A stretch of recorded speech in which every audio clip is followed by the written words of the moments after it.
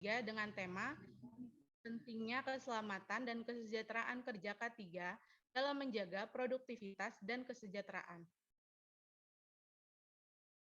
Yang terhormat Bapak Dr. Insinyur Doni Rahmat Wicakso, STMN, selaku Koordinator Program Studi S1 Teknik Kimia Universitas Lambung Mangkurat.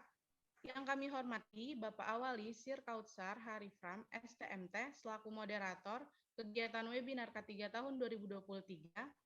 Yang kami hormati Saudari Aini Istariyadi, selaku narasumber kegiatan webinar K3 tahun 2023. Yang kami hormati Saudara Raihan Maheswara Ramadan, selaku Ketua Himpunan Mahasiswa Teknik Kimia Fakultas Teknik Universitas Lambung Mangkurat. Yang kami hormati Saudara Felix Lawento, selaku Ketua Pelaksana kegiatan webinar K3 tahun 2023, dan seluruh peserta yang berbahagia. Saya Jessica Trina S, selaku pembawa acara yang akan memandu kegiatan pada pagi hari ini. Izinkan saya menyampaikan susunan acara pada pagi hari ini. Yang pertama ada pembukaan, yang kedua ada sambutan-sambutan, yang ketiga ada doa, yang keempat ada dokumentasi, yang kelima ada pembacaan CV moderator, yang keenam ada pembacaan CV pemateri, yang ketujuh ada materi webinar K3, kedelapan tanya jawab, dan yang kesembilan penutup. Marilah kita buka acara pada pagi hari ini. Semoga acara hari ini dapat berjalan dengan lancar. Amin. Acara berikutnya, sambutan-sambutan. Sambutan pertama sekaligus penyampaian laporan kegiatan yang akan disampaikan oleh Saudara Felix Lawento, selaku Ketua Pelaksana kegiatan webinar K3 tahun 2023. Kepada Saudara Felix, dipersilahkan. Terima kasih kepada MC. Selamat pagi dan salam sejahtera untuk kita semua. Yang terhormat Bapak Dr. Insinyur Doni Rahmat Wicakso, STMN, selaku Koordinator Program Studi S1 Teknik Kimia FTWM. Yang terhormat Bapak Awali Sir Kautsar Harifram, STMT, selaku dosen Program Studi Teknik Kimia S1 Teknik Kimia FTWM. Dan juga moderator pada acara kita kali ini.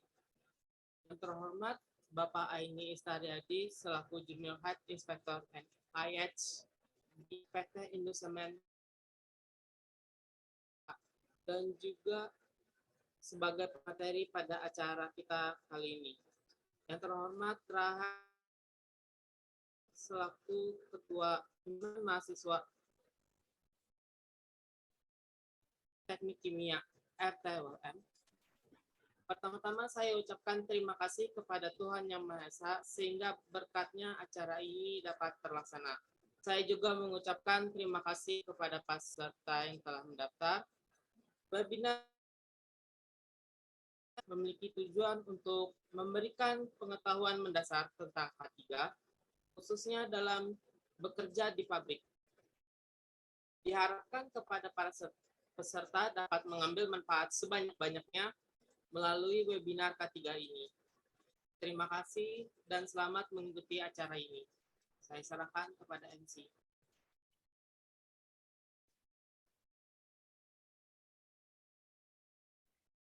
Terima kasih kepada Saudara Felix atas sambutan dan laporannya. Sambutan kedua, yaitu sambutan dari Saudara Raihan Maheswara Ramadan, selaku Ketua Himpunan Mahasiswa Teknik Kimia Fakultas Teknik Universitas Lambung Mangkurat. Kepada Saudara Raihan, dipersilahkan. Baik. Assalamualaikum warahmatullahi wabarakatuh. Selamat pagi semuanya. Teman-teman, kita panjatkan puji dan syukur kehadirat Allah Tuhan Yang Maha Esa, karena lah kita dapat kumpul pada pagi hari ini melalui Zoom meeting dalam keadaan sehat walafiat. Yang terhormat Bapak Dr. Insinyur Doni Rahmat Wicakso, STMN, selaku Koordinator Program Studi S1 Teknik Kimia Fakultas Teknik Universitas Lambung Mangkurat, serta yang saya hormati juga pemateri dan moderator kita pada pagi hari ini, yaitu ada Bapak Aini Istariyadi selaku pemateri kita pada webinar K3 pada hari ini, dan juga moderator yaitu Bapak Awali Sir Kautsar Harifram, STMT. Oke, pada kegiatan kita pada pagi hari ini yaitu webinar ketiga, yang dimana program kerja ini diharapkan pada para pesertanya dapat mendapatkan ilmu lah tentang ilmu dalam hal ketiga, yang dimana ketiga ini kita sangat penting dalam program studi kita, apalagi saat kita lulus, bahkan tidak hanya di pabrik saja, di sekitar kita pun perlu ketiganya. Jadi diharapkan para peserta mengikuti acara ini dalam keadaan tertib dan juga dapat mendapatkan banyak ilmu lah dari Bapak Aini Istaryadi ini pada pemateri kita, karena sangat penting dan sangat berguna lah ilmunya untuk kita terapkan nantinya, apalagi setelah kita lulus dan bekerja di pabrik maupun dimanapun yang sangat memerlukan ilmu ketiga ini. Ya mungkin itu saja sambutan pendek saya dari saya, dan saya kembalikan ke MC.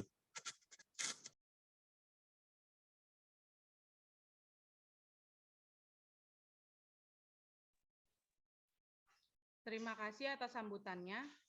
Sambutan ketiga yaitu sambutan dari Bapak Dr. Insinyur Doni Rahmat Wicakso, STMN, selaku Koordinator Program Studi S1 Teknik Kimia Universitas Lampung Mangkurat, kepada Bapak Doni Dr. Insinyur Doni Rahmat Wicakso, STMN, dipersilahkan.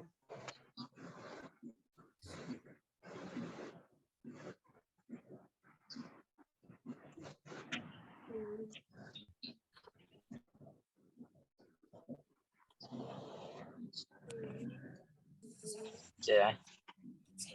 Bisa didengar suara saya? Bisa ya? Bismillahirrahmanirrahim. Assalamualaikum warahmatullahi wabarakatuh. Yang kami hormati Bapak narasumber, Bapak Aini dari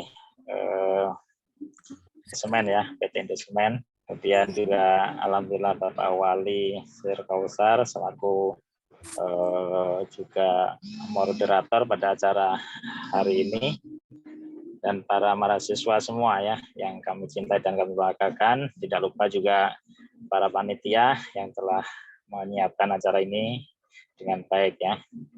Pertama-tama marilah kita panjatkan puji syukur kehadirat Allah Subhanahu wa taala bahwasanya pagi hari ini kita masih dalam kondisi diberikan kesehatan dan juga berbagai kenikmatan yang lainnya sehingga bisa melaksanakan kegiatan webinar K3 dalam kondisi sehat walafiat, dan juga kegiatan ini semoga bisa bermanfaat bagi seluruh mahasiswa dan kita semua ya.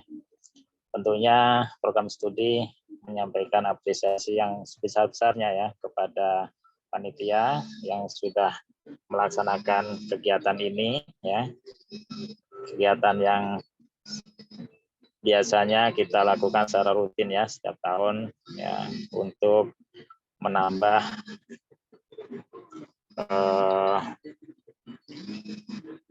sebentar ini ada sedikit ini ada yang lewat. Oke ya, untuk menambah pengetahuan ya, selain juga sebetulnya ada mata kuliah khusus ya tentang K3 ya, tentang keselamatan tentang kesehatan dan keselamatan kerja ya.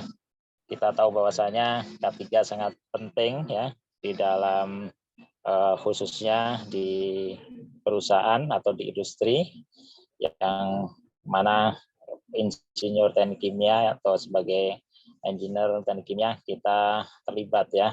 Kita harus memahami itu ya, yang merupakan faktor dalam menentukan kesehatan maupun kenyamanan dalam bekerja ya.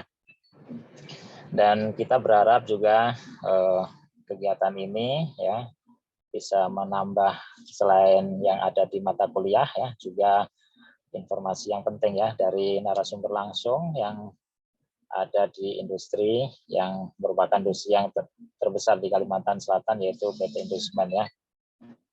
saya mengucapkan juga terima kasih kepada narasumber ya, Pak Edi yang telah memberikan, yang telah bersedia dan juga memberikan nanti ilmu dan juga informasinya tentang K3. Semoga apa yang ilmu yang beliau sampaikan ya menjadi ilmu yang bermanfaat, menjadi amal soleh dan diberikan balasan yang terbaik oleh Allah Subhanahu wa taala. Dan sekali lagi saya berharap juga seluruh mahasiswa bisa mendengarkan, bisa memperhatikan dengan baik ya, agar bisa benar-benar menambah wawasan dan ilmuwan mahasiswa ya. Mungkin itu ya yang bisa saya sampaikan. Saya mohon maaf ya, mungkin kondisi di perjalanan ya. Saya berharap acara ini bisa berlangsung dengan baik, dengan lancar, sampai tuntas, sampai akhir acara. Mungkin itu yang bisa saya sampaikan. Saya akhiri. Assalamualaikum warahmatullahi wabarakatuh.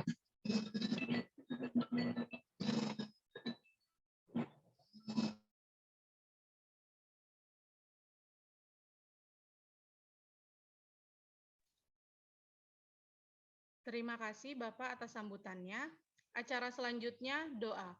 Untuk mengawali acara kita pada hari ini, alangkah lebih baiknya kita awali dengan doa yang akan dipimpin oleh Saudara Mustaqim Nur Iman. Kepada Saudara Takim dipersilahkan.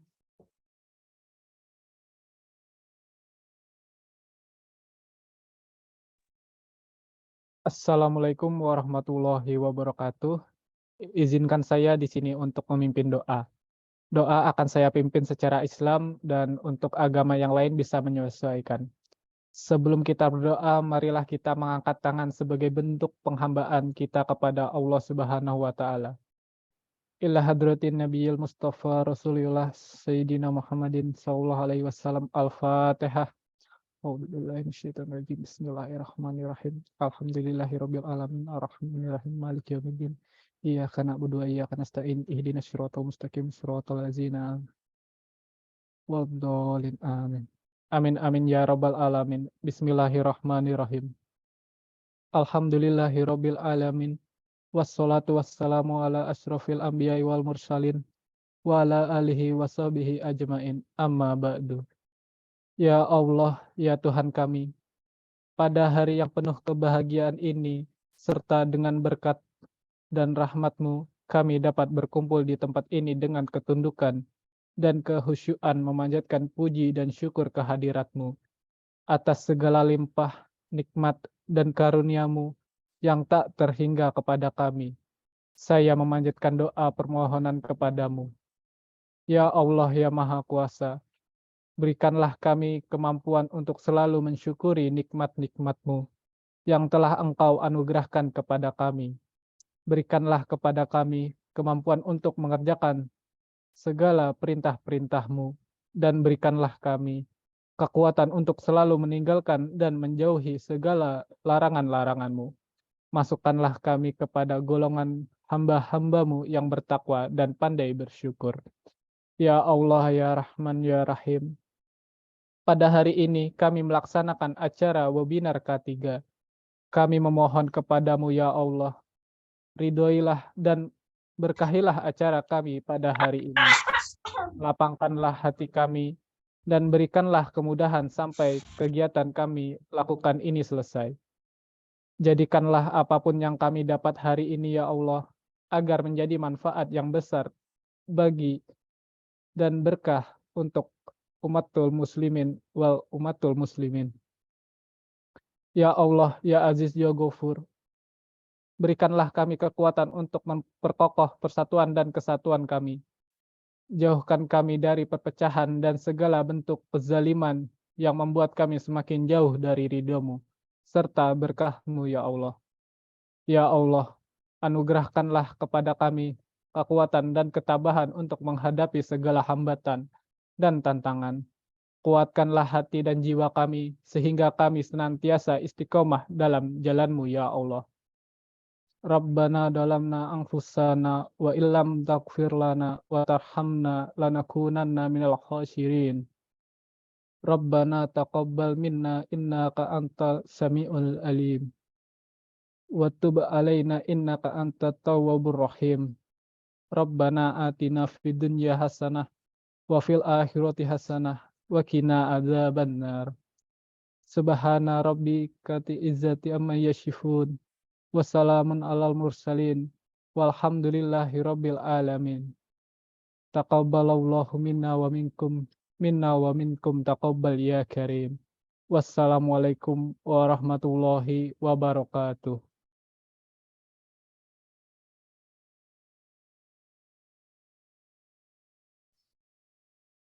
Terima kasih kepada Saudara Takim.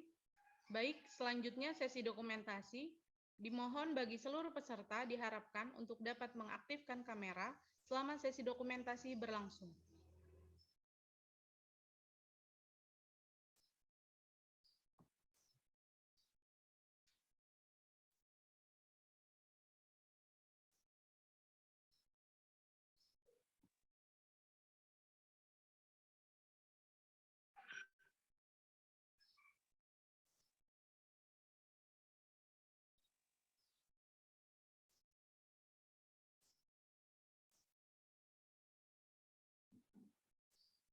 Baik, untuk slide pertama.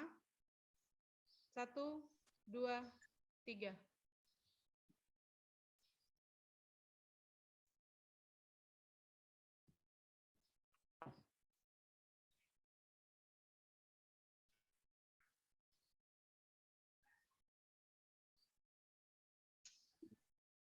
Untuk slide kedua.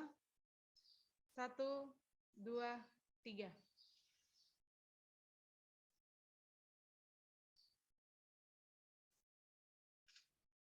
Selanjutnya untuk slide ketiga. 1, 2, 3.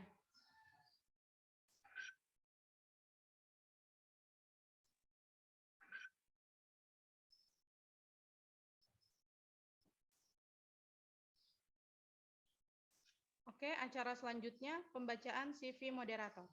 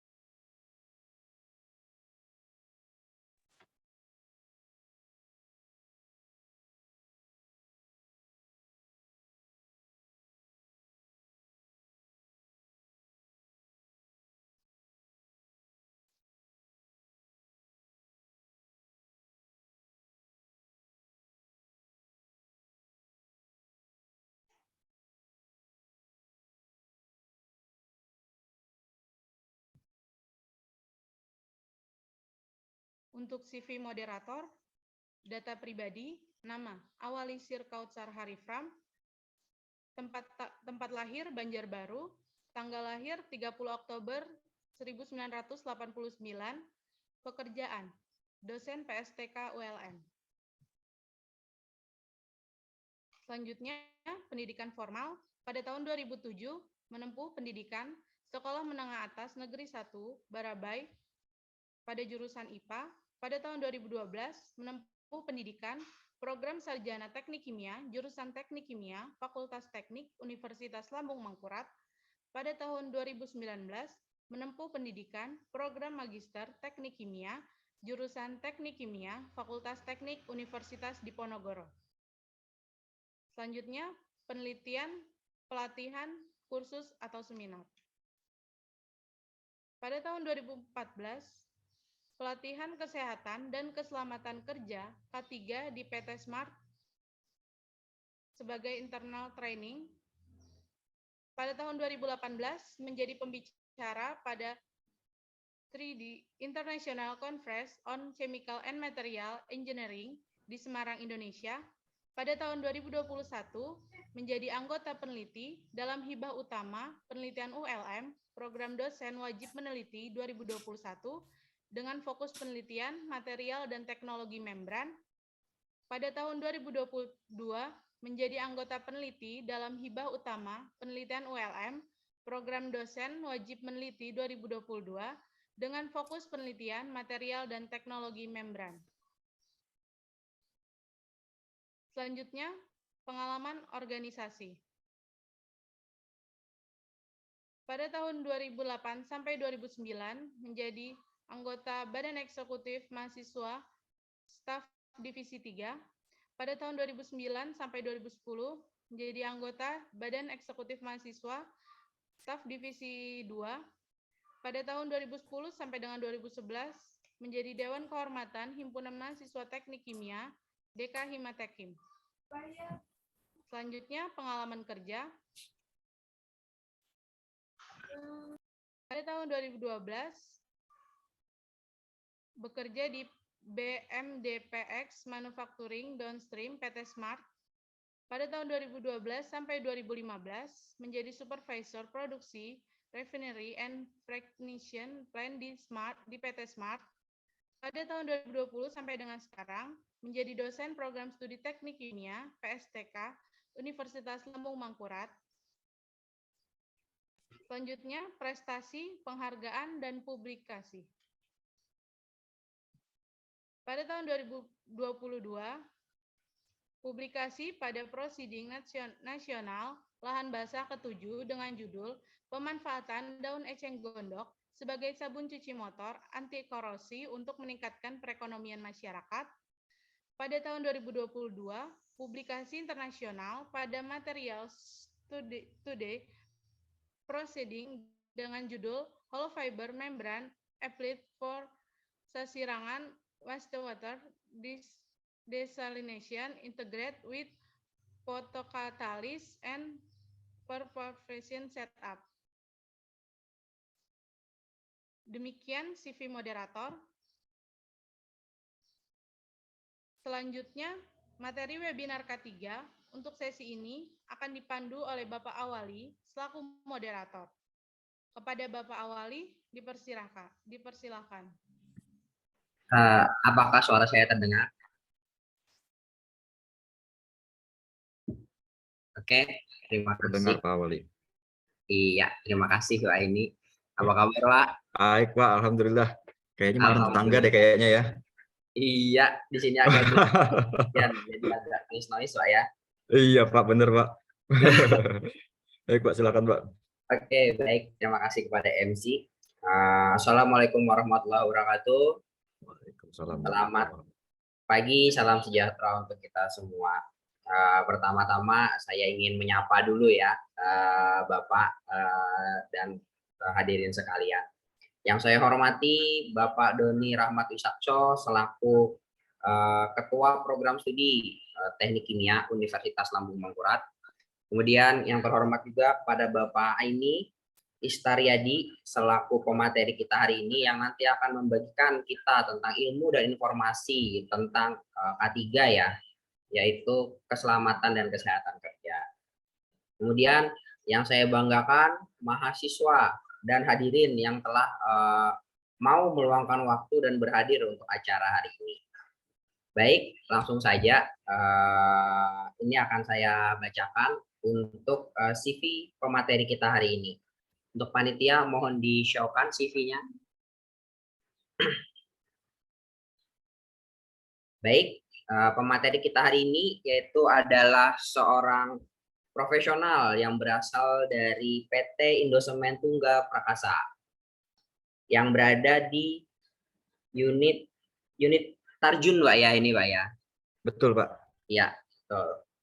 Kemudian beliau bernama Aini Istaryadi, merupakan praktisi industrial hygiene, di mana beliau pertama kali bergabung dengan PT Indosemen Tarjun pada tahun 2007 sebagai paramedik emergency unit sampai tahun 2010.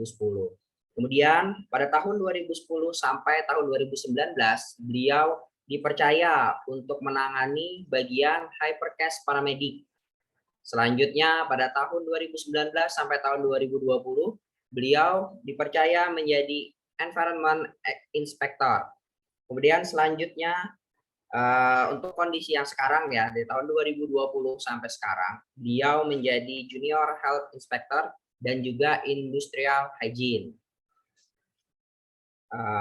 Untuk pendidikan dan lisensi, beliau ini merupakan lulusan Diploma 3 Keperawatan dari Fakultas Keperawatan dan Ilmu Kesehatan Universitas Muhammadiyah Banjarmasin.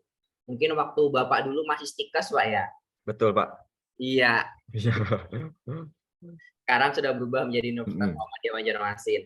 Selanjutnya beliau juga mempunyai pernah berpengalaman di Hiperkes Paramedia di Pitagoras Jakarta. Kemudian yang terakhir beliau merupakan orang yang memiliki lisensi ahli K3 terutama dalam lingkungan kerja. Karena perlu rekan-rekan ketahui ya bahwa K3 itu banyak jenisnya. Ada K3 umum, ada K3 lingkungan kerja, ada K3 khusus untuk lab dan juga bahan kimia, macam-macam Mbak ya. Baik, seperti itu kira-kira untuk rekam jejak pemateri kita. Kita bisa melihat pemateri kita ini sudah lama ya bergelut di dunia praktisi industri dan membawa banyak pengalaman. Semoga nanti para peserta dapat mengambil nilai-nilai dan pengalaman serta ilmu yang beliau bagikan. Selanjutnya untuk pemateri kami persilahkan untuk menyampaikan paparannya. Terima kasih. Silahkan Pak Aini. Baik, selamat pagi. Assalamualaikum warahmatullahi wabarakatuh. Terima kasih atas waktunya dari Pak Awali selaku moderator dan Ibu Aulia tadi ya sebagai MC ya. Sebelumnya saya akan menyampaikan salam hormat saya kepada Bapak Dr. Insinyur Doni Rahmat Wicaksono, STMN selaku Kaprodi Teknik Kimia Fakultas Teknik jurusan Teknik Kimia Pak ya, Kaprodi Teknik Kimia ya beliau Pak ya. Kemudian juga kepada Bapak Awali Sirkausar STMT yang saya hormati juga Ketua Himatekim Saudara Raihan Maheswara dan Ketua Panitia Saudara Felix yang sudah berhubungan selama ini dengan tim panitia. Terima kasih Pak sebelumnya atas waktunya dan kesempatannya yang diberikan kepada saya dan kepercayaannya untuk berbagi pengalaman Pak ya. Jadi kalau bicara soal K3 mungkin di fakultas sendiri, di akademisi mungkin banyak orang-orang di bidang akademisi yang berlisensi, yang mempunyai gelar-gelar akademis memang di bidang K3 ya. Nah jadi hari ini kebetulan saya di sini bisa ada di sini untuk sekedar sharing, mungkin berbagi, karena kebetulan saya selama ini berada di dunia industri. Saya sebagai praktisi yang berada di dunia industri, mungkin saya akan sharing apa-apa pengalaman saya yang ada di sini, yang sudah pernah kita jalankan, yang berkaitan dengan tema kita pada hari ini, yaitu tentang pentingnya K3 dalam menjaga produktivitas dan kesejahteraan. Begitu ya Pak Awali ya? Betul Pak. Baik Pak, langsung saja. Waktu saya sampai jam berapa Pak? Waktunya itu sampai pukul 10.55 Pak. Oke, baik Pak Awali. Jadi dari saya sampaikan dari sini, dari sekarang sampai jam 10.55. Saya belum Pak Awal belum menyampaikan tadi ya, untuk teknis ininya bisa raise hand langsung Pak ya. Kalau misalnya mungkin ada yang mau dikoreksi atau ditanyakan, mungkin boleh raise hand, atau juga bila ada yang mau didiskusikan, ditanyakan, bisa di chat di chat box, nanti di akhir sesi kan bisa kita diskusikan bersama-sama Pak Awal ya. Oke, baik Pak. Baik, saya langsung saja, saya mau izinkan saya share screen.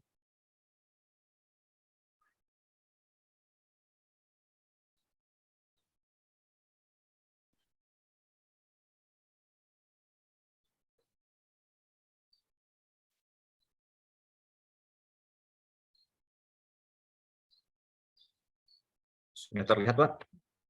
Ya, Pak, terlihat, Pak. Oke. Jadi tema kita pada hari ini langsung saya buka. Bismillahirrahmanirrahim, saya mulai. Jadi tema pada ini yaitu pada webinar K3 yang diselenggarakan oleh Himpunan Mahasiswa Teknik Kimia, yaitu mengangkat tema tentang pentingnya K3 dalam menjaga dan kesejahteraan. Nah, sebelum mulai, kita terlebih dahulu safety post, walaupun ini adalah daring, walaupun secara online, namun kita tetap saling mengingatkan terkait dengan pentingnya juga K3. Baik kita dimanapun kita berada, kita harus selalu ingat dan selalu waspada dengan kondisi-kondisi yang ada di sekitar kita. Saya kalau bisa putar video dulu, Pak. Terdengar suaranya, Pak? Untuk video suaranya tidak terdengar, Pak, kalau di saya. Tidak terdengar ya? Baik, kalau gitu saya sampaikan aja. Jadi walaupun pekerjaan ini aktivitas kita lakukan secara daring, maka saya juga perlu sampaikan hal-hal yang berkaitan dengan keselamatan kita selama mengikuti acara ini. Perhatikan posisi duduk agar selama mengikuti acara tetap dalam posisi yang ergonomis. Dengan posisi yang tegap, tidak menunduk, agar mencegah kondisi-kondisi yang bisa menyebabkan cedera tulang belakang dan lumbar back pain. Kemudian perhatikan jarak mata terhadap layar kita selama acara ini agar tidak terlalu dekat dan supaya mengurangi juga pancangan sinar UV kepada mata supaya mengurangi juga tingkat kelelahan kepada mata kita. Kemudian juga power supply, soket listrik agar diperhatikan di sekitar kita, memastikan bahwa aman yang ada di sekitar kita, jangan sampai itu karena keasikan ini menimbulkan bahaya. Kemudian tidak melakukan aktivitas lain seperti sedang mengemudi sambil menggunakan perangkat elektronik, handphone, laptop, dan sebagainya.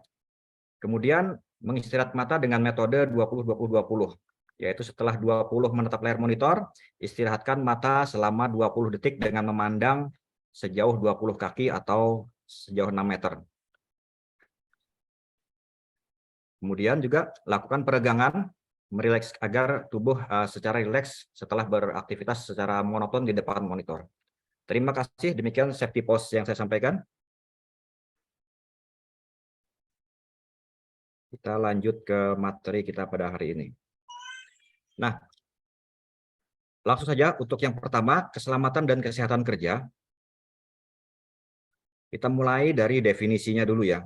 Jadi definisi K3 dari segi keilmuan dan etimologi. Dari segi keilmuan, itu ilmu pengetahuan dan penerapannya dalam usaha mencegah kemungkinan terjadinya kecelakaan, penyakit akibat kerja, kebakaran, dan pencemaran lingkungan.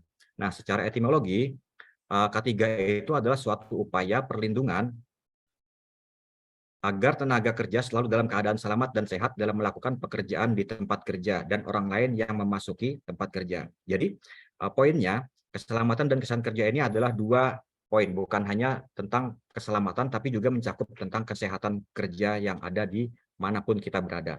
Nah, konteksnya dalam hal ini adalah di tempat kerja. Nah, dasar hukumnya yang menjadi pelaksanaan kita menerapkan K3 adalah yang pertama Undang-Undang Dasar 1945, kemudian Undang-Undang Nomor 1 Tahun 1970 dan Undang-Undang Nomor 13 Tahun 2003, namun kita tidak bahas secara detailnya di undang-undang ini. Kesimpulannya adalah poinnya adalah K3 itu adalah ketentuan perundang-undangan yang penerapannya wajib dilaksanakan di setiap tempat kerja dan pelanggaran terhadap ketentuan K3 ini dapat terkena sanksi pidana. Nah, jadi tujuan dari K3 ini sendiri secara dasar perundangan itu adalah memastikan bahwa pekerja yang melakukan pekerjaan dan aktivitas pekerjaan di lingkungan kerja itu dapat terlindungi, dapat selalu terjamin keselamatan dan kesehatannya. Nah, itu maksud dari pemerintah ini dalam membuat peraturan tentang keselamatan dan kesehatan kerja ini. Jadi selain ketika ini adalah kebutuhan kita masing-masing, itu juga sebagai pemenuhan terhadap peraturan perundangan yang mana sudah diatur dalam sistem perundangan di pemerintah kita ini, di sistem Republik Negara Usaha kita ini. Nah, ruang lingkupnya sendiri mencakup tentang undang-undang tadi, yaitu segala tempat kerja baik di darat, di dalam tanah, di permukaan air, di dalam air maupun di udara dalam wilayah NKRI. Nah, itu sesuai dengan Undang-Undang Nomor 1 Tahun 70. Jadi siapapun dan apapun aktivitasnya selama itu adalah aktivitas pekerjaan di dalam wilayah NKRI itu terikat dengan peraturan tentang undang-undang K3 yang ada di Negara Kesatuan Republik Indonesia ini. Jadi begitu. Nah, kemudian tujuan dari K3 itu sendiri melindungi dan menjamin keselamatan setiap tenaga kerja dan orang lain di tempat kerja. Nah, itu yang pertama. Kemudian menjamin setiap sumber produksi dapat digunakan secara aman dan efisien karena sudah diatur.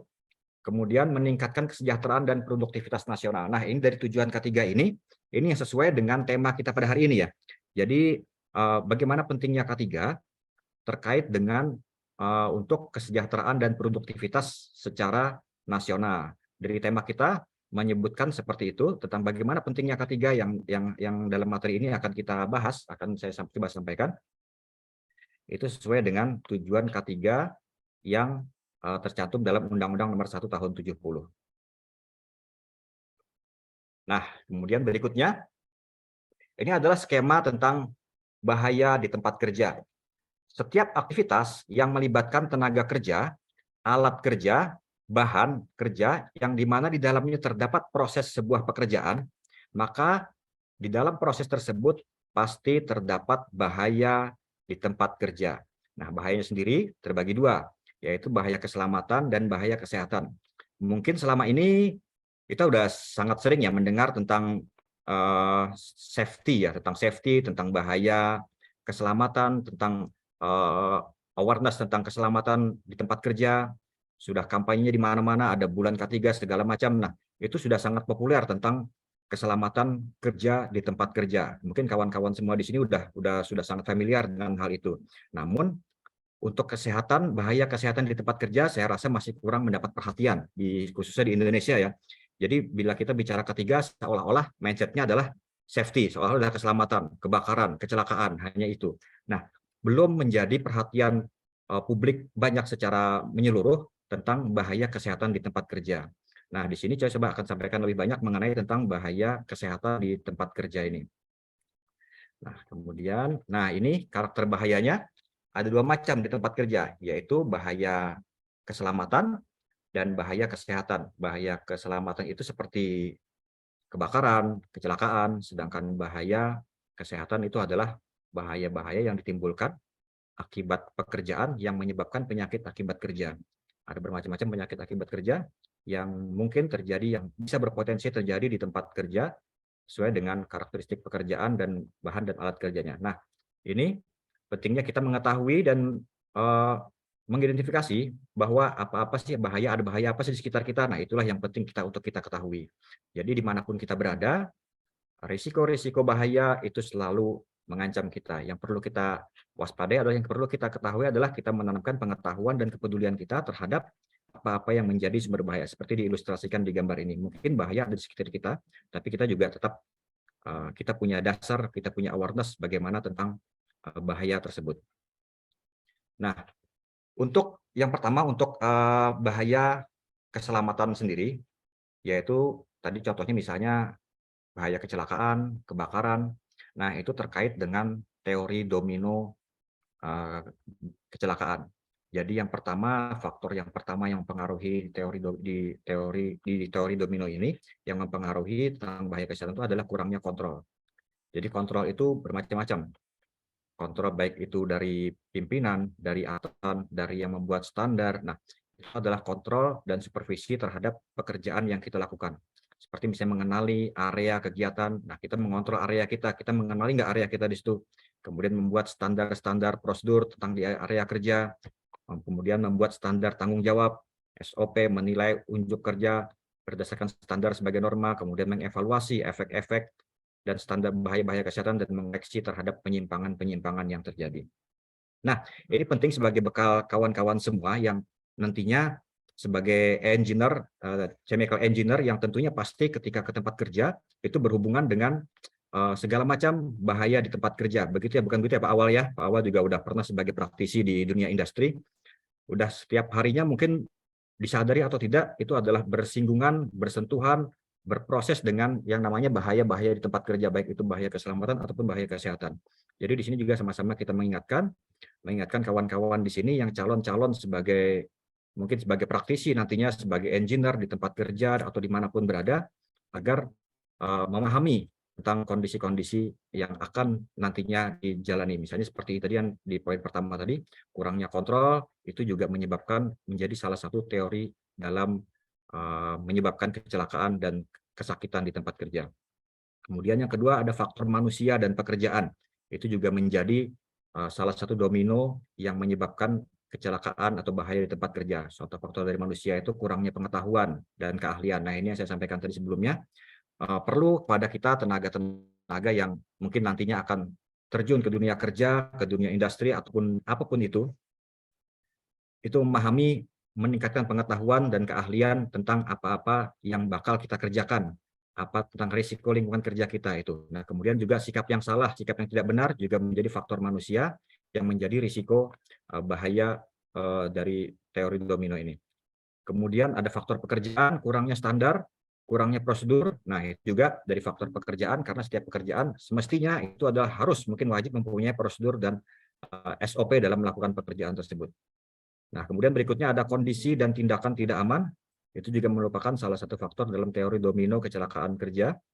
Nah, seperti contohnya di gambar di samping, itu adalah diilustrasikan tentang dua kondisi, yang satu adalah kondisi tidak aman, yang satu adalah kondisi sikap yang tidak aman. Yaitu contohkan, yang sikap tidak aman adalah berada di bawah daripada barang atau benda yang sedang diangkat. Nah, itu juga kan tidak adanya kondisi tidak aman tersebut karena juga kurang pengetahuan, ketidaktahuan, atau mungkin ketidakpedulian. Nah, makanya di sini harapan saya melalui event ini saya bisa menggugah kepedulian kawan-kawan semua sebagai calon-calon engineer di dunia kerja, agar sebelum masuk itu supaya meningkatkan kepedulian, meningkatkan pengetahuan tentang hal-hal semacam ini. Karena terjadinya kecelakaan di tempat kerja itu 80% diawali disebabkan oleh kondisi-kondisi yang tidak aman, disebabkan oleh sikap-sikap yang tidak aman. Nah, jadi tidak serta-merta mungkin bilang nasib aja sudah kecelakaan, nasib aja. Nah, itu nasib memang tidak bisa dihindari, tapi selalu diawali dengan kondisi-kondisi yang dari penelitian tadi 80% diawali dengan sikap dan kondisi yang tidak aman. Nah, kemudian ini kecelakaan juga salah satu rantai dari teori domino tadi, yaitu ada nyaris kecelakaan.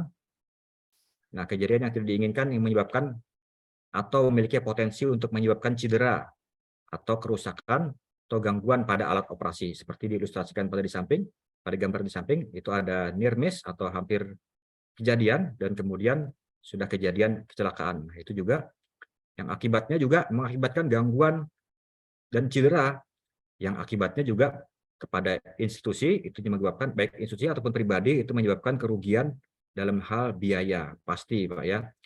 Jadi karena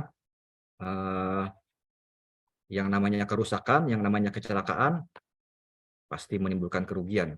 Jadi seperti ini dominonya, kurangnya kontrol, ada faktor manusia dan pekerjaan, tindakan tidak aman, insiden, cedera, dan kerusakan, sehingga menimbulkan biaya-biaya yang mungkin bervariasi. Ada biaya besar, mungkin biaya yang tidak sedikit juga. Ada itu semua adalah rantai dari terjadinya sebuah kecelakaan.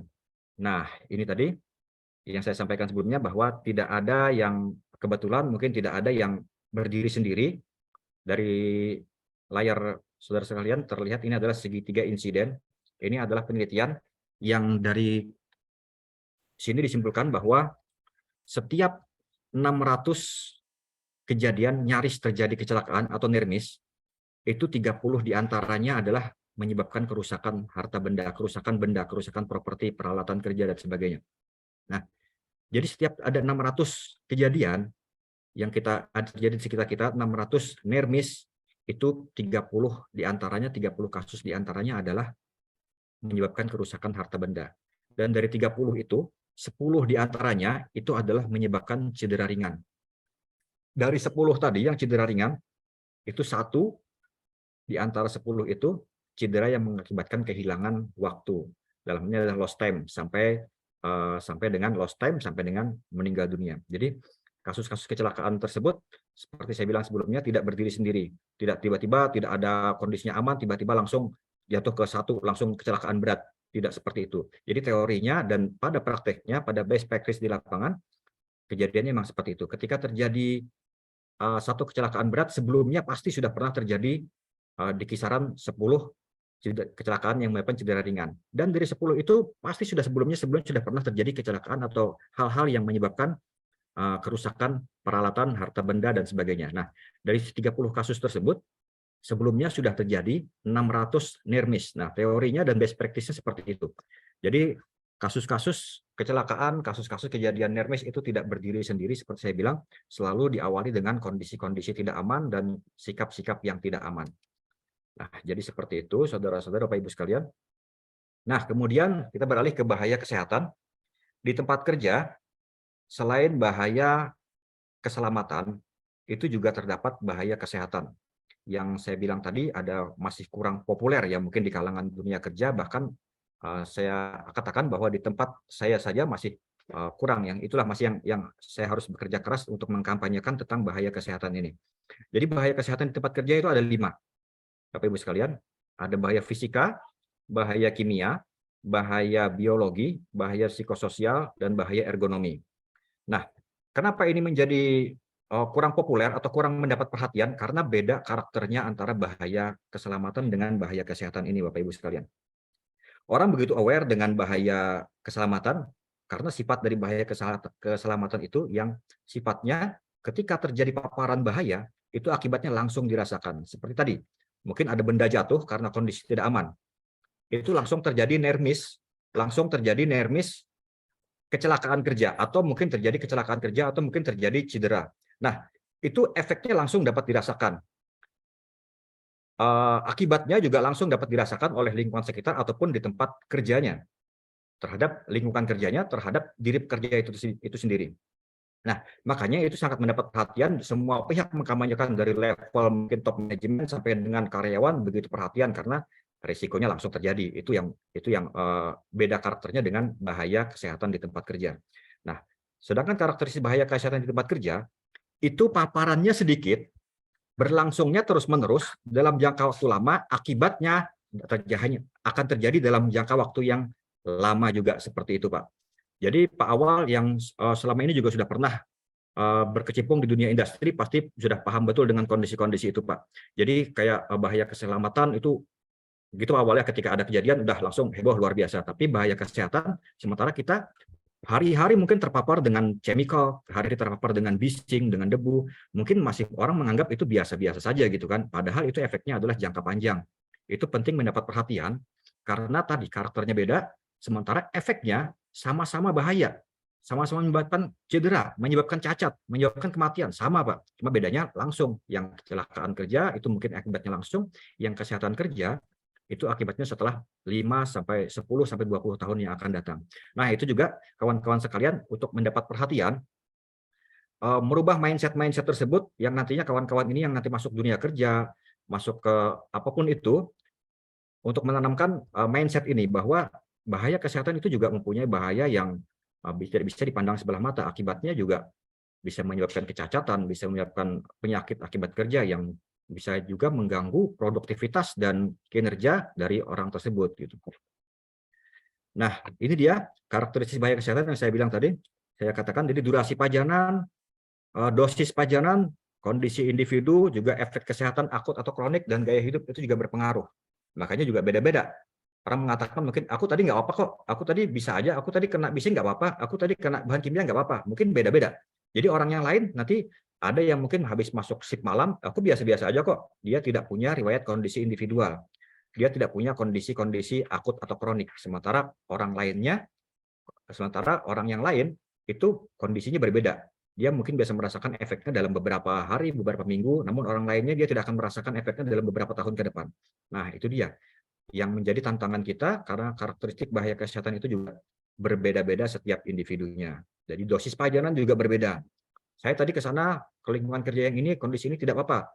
Saya baik-baik aja, ya benar, karena dosisnya juga beda yang diterima. Jadi seperti Pak, dosis dan durasi pajanan juga menjadi pengaruh seseorang terpajan, terpapar dari bahaya-bahaya kesehatan yang ada di tempat kerja.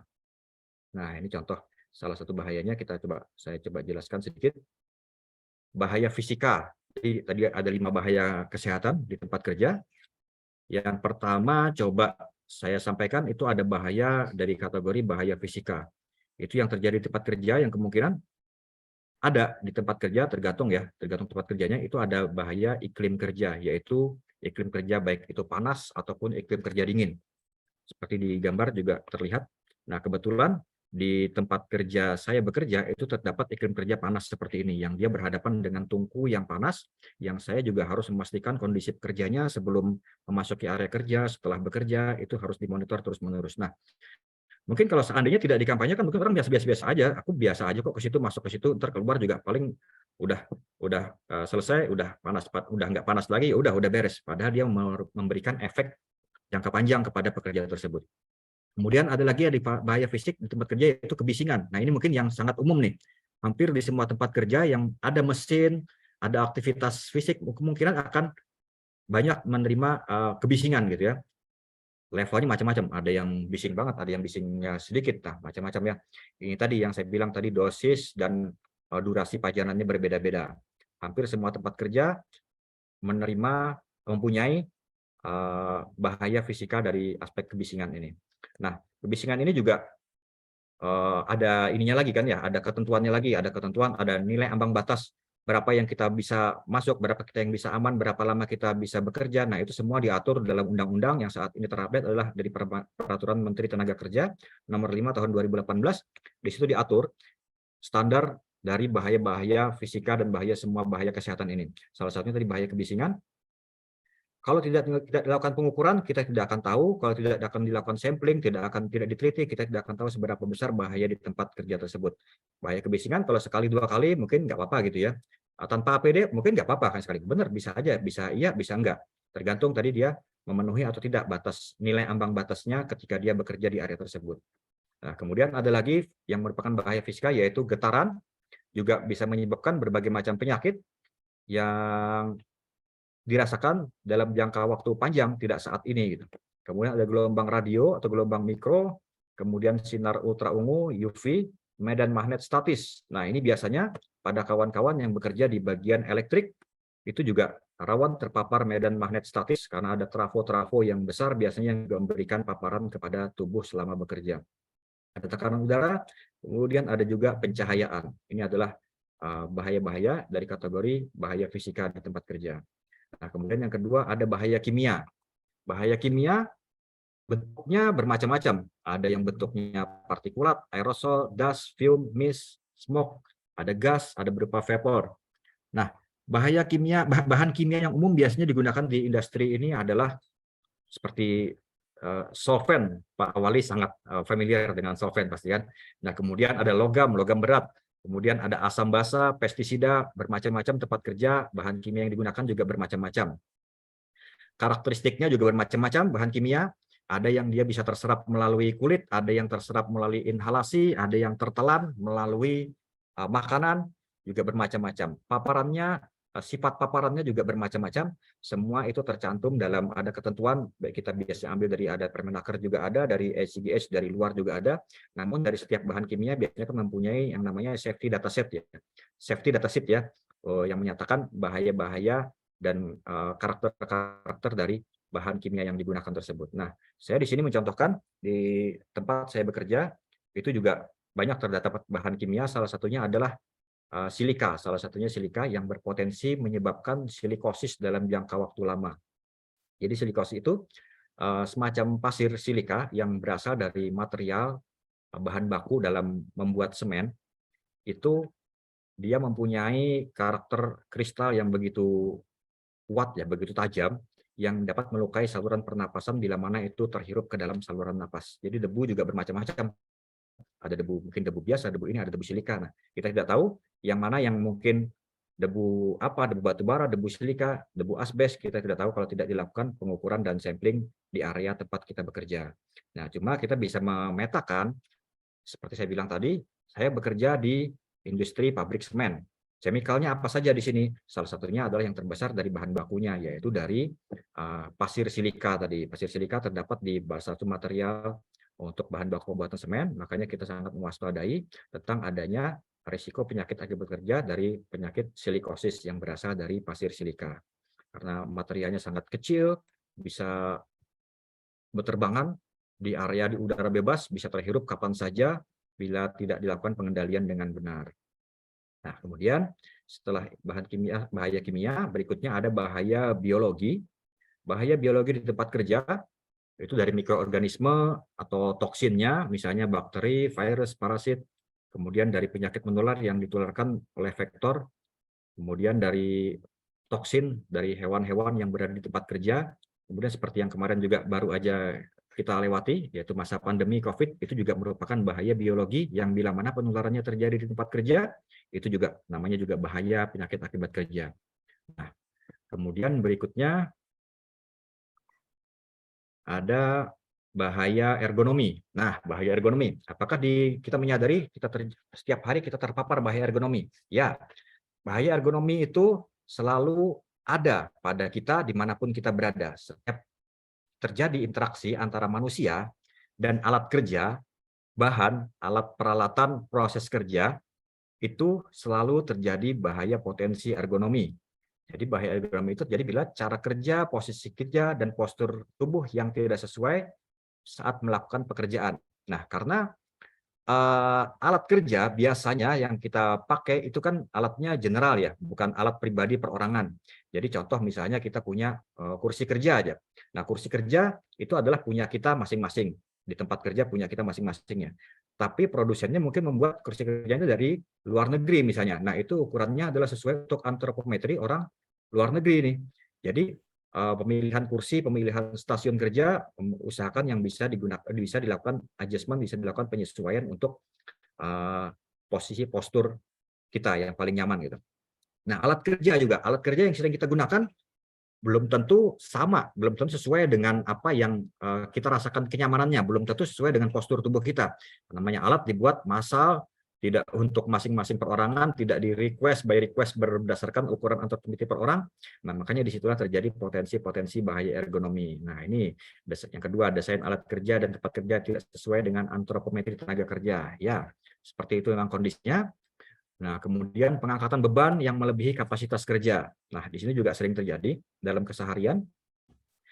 Tanpa disadari, kita biasanya mengangkat atau melakukan pemindahan barang, beban, atau apapun itu yang menggunakan tenaga, memutar tubuh, mengangkat, yang nantinya di situ bisa yang tanpa disadari tadi ternyata melebihi beban dan kapasitas yang direkomendasikan berdasarkan kemampuan tubuh kita masing-masing. Nah, kita nggak menyadari itu, kita kan, padahal itu ada standarnya, ada kemampuan tubuh kita dalam mengcover beban-beban yang kita angkat. Jadi beda-beda. Bebannya berapa, jaraknya berapa, ketinggian berapa, itu juga beda. Semua ada penilaiannya yang bisa dilakukan penilaian. Nah, disitulah peran kita masing-masing untuk menyadari, untuk tahu lah, untuk peduli terhadap hal-hal yang demikian. Minimal, ergonomi ini adalah bila kita merasakan nyaman dengan kondisi itu adalah berarti ergonomi. Bila kita tidak merasakan tidak nyaman, merasa terganggu, merasa berat, nah itu sudah artinya ada posisi tersebut, gampangnya itu adalah tidak ergonomis dilakukan. Nah, jadi banyak tools yang bisa digunakan untuk penilaian ergonomi dalam kita melakukan kegiatan kita sehari-hari. Tapi yang paling gampang ya tadi, ketika kita merasakan janggal, ketika kita merasakan tidak nyaman di posisi ini, mungkin kita duduk di kursi kakinya masih menggantung atau tidak menapak di lantai, atau ketika kita di atas meja, kemudian mejanya tidak sesuai rasa ketinggian kerendahan, nah itu jelas sudah posisi kita adalah posisi yang tidak ergonomis yang bisa menyebabkan bahaya-bahaya kesehatan juga.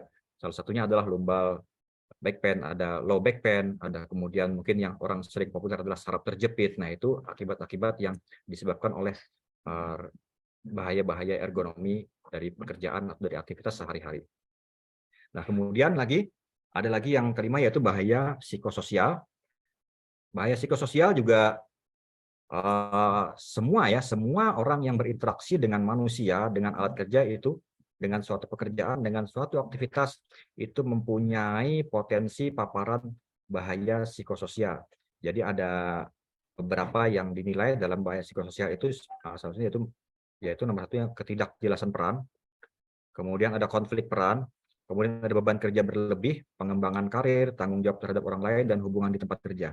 Nah, itu ada juga toolsnya, penilaiannya juga diatur dalam peraturan perundangan, yang mana itu adalah bahayanya sepertinya nggak apa ya, sepertinya biasa-biasa aja sih di tempat kerja, mungkin semua mengalami, namun dalam hal lingkungan kerja, psikososial termasuk dalam salah satu bahaya yang juga bisa berdampak terhadap kesehatan pekerja tersebut, yang juga termasuk salah satu bahaya di tempat kerja, yaitu bahaya psikososial. Kenapa ini bisa bahaya? Karena dampaknya dari psikososial ini juga bukan hanya kalau sosial kesannya lebih ke arah mental ya, mental health gitu kan, mental health ya. Jadi ketika orang ada gangguan psikososial, mungkin mentalnya terganggu gitu kan, stres dan sebagainya. Nah, stres itu juga bila dibiarkan dalam jangka waktu lama, itu juga mengakibatkan sakit fisik juga gitu kan. Jadi misalnya orang lama stres bisa menyebabkan MAH, bisa menyebabkan gastritis, sakit lambung, ada yang kemudian sakit kepala, darah tinggi kan karena stres. Nah, itulah yang dicegah tadi. Jadi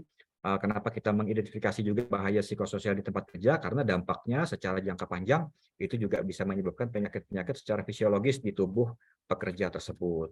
Jadi begitu. Kemudian, nah ini program pencegahannya. Yang pertama itu adalah kita identifikasi bahaya. Ini bisa dilakukan siapa saja pada tanggung jawab kita masing-masing. Itu adalah untuk dapat mengetahui di kondisi-kondisi di sekitar kita. Kondisi-kondisi bahaya, potensi-potensi bahaya. Jadi kita berkewajiban untuk keselamatan dan kesehatan diri kita masing-masing sebelum kita melakukan aktivitas di tempat kerja. Kita mengidentifikasi bahaya di tempat kerja. Kemudian untuk yang kedua, measurement and monitoring, ini adalah dilakukan lebih sudah ke arah teknis ya, sudah dilakukan oleh petugas, dalam hal ini adalah ahli K3 lingkungan kerja. Kemudian melakukan manajemen risiko. Jadi seperti ini, seperti pada ilustrasi juga di samping. Bahaya tetap ada, tidak mungkin kita hilangkan karena setiap kita berinteraksi dengan alat kerja, bahan kerja, proses kerja, bahaya selalu ada. Hanya saja kita bisa manajemen risiko dari bahaya-bahaya tersebut agar tidak dimakan buaya seperti di sampingnya itu kan Pak ya. Jadi seperti itu. Jadi bahaya tetap ada, tidak bisa disingkirkan, selalu ada, namun risikonya yang bisa kita kendalikan, bisa kita manajemen risiko-risiko dari bahaya tersebut. Jadi seperti itu. Nah, ini bahaya-bahayanya yang tadi saya bilang di manajemen risiko itu dikendalikan melalui 5 hierarki pengendalian bahaya ini. Jadi semua bahaya pasti ada, semua tidak mungkin di semua tempat ya, di semua tempat yang tidak ada bahayanya. Bahkan kita hanya duduk saja di depan komputer, hanya duduk di rumah pun itu juga ada bahayanya. Salah satunya tadi bahaya ergonomi, bahaya psikososial, nah seperti itu. Apalagi di tempat kerja yang notabene terdapat sumber-sumber bahaya yang banyak tadi. Nah, jadinya untuk dalam hal pengendalian tadi, ada hierarki dalam pengendalian bahaya tersebut.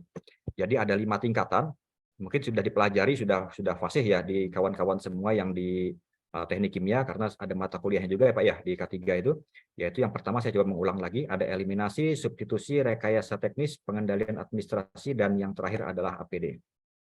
Jadi ini adalah urutannya, bukan jangan kebalik ya. Jadi urutannya dari yang paling atas, yang paling efektif adalah dari eliminasi sampai yang paling bawah adalah APD, alat pelindung diri. Jadi urutannya seperti ini, hierarchy of control. Jadi saya coba flashback lagi, ulang-ulang lagi sebagai refresh untuk kita semua. Jadi hierarki pengendalian bahaya yang pertama adalah eliminasi. Kita menghilangkan sumber bahaya itu sendiri. Itu paling efektif karena dari hierarki tadi kan paling tinggi urutannya, tingkat efektifnya paling tinggi. Kita menghilangkan sumber bahaya tadi ya. Jadi misalnya contoh di tempat kerja saya jadikan contoh ya.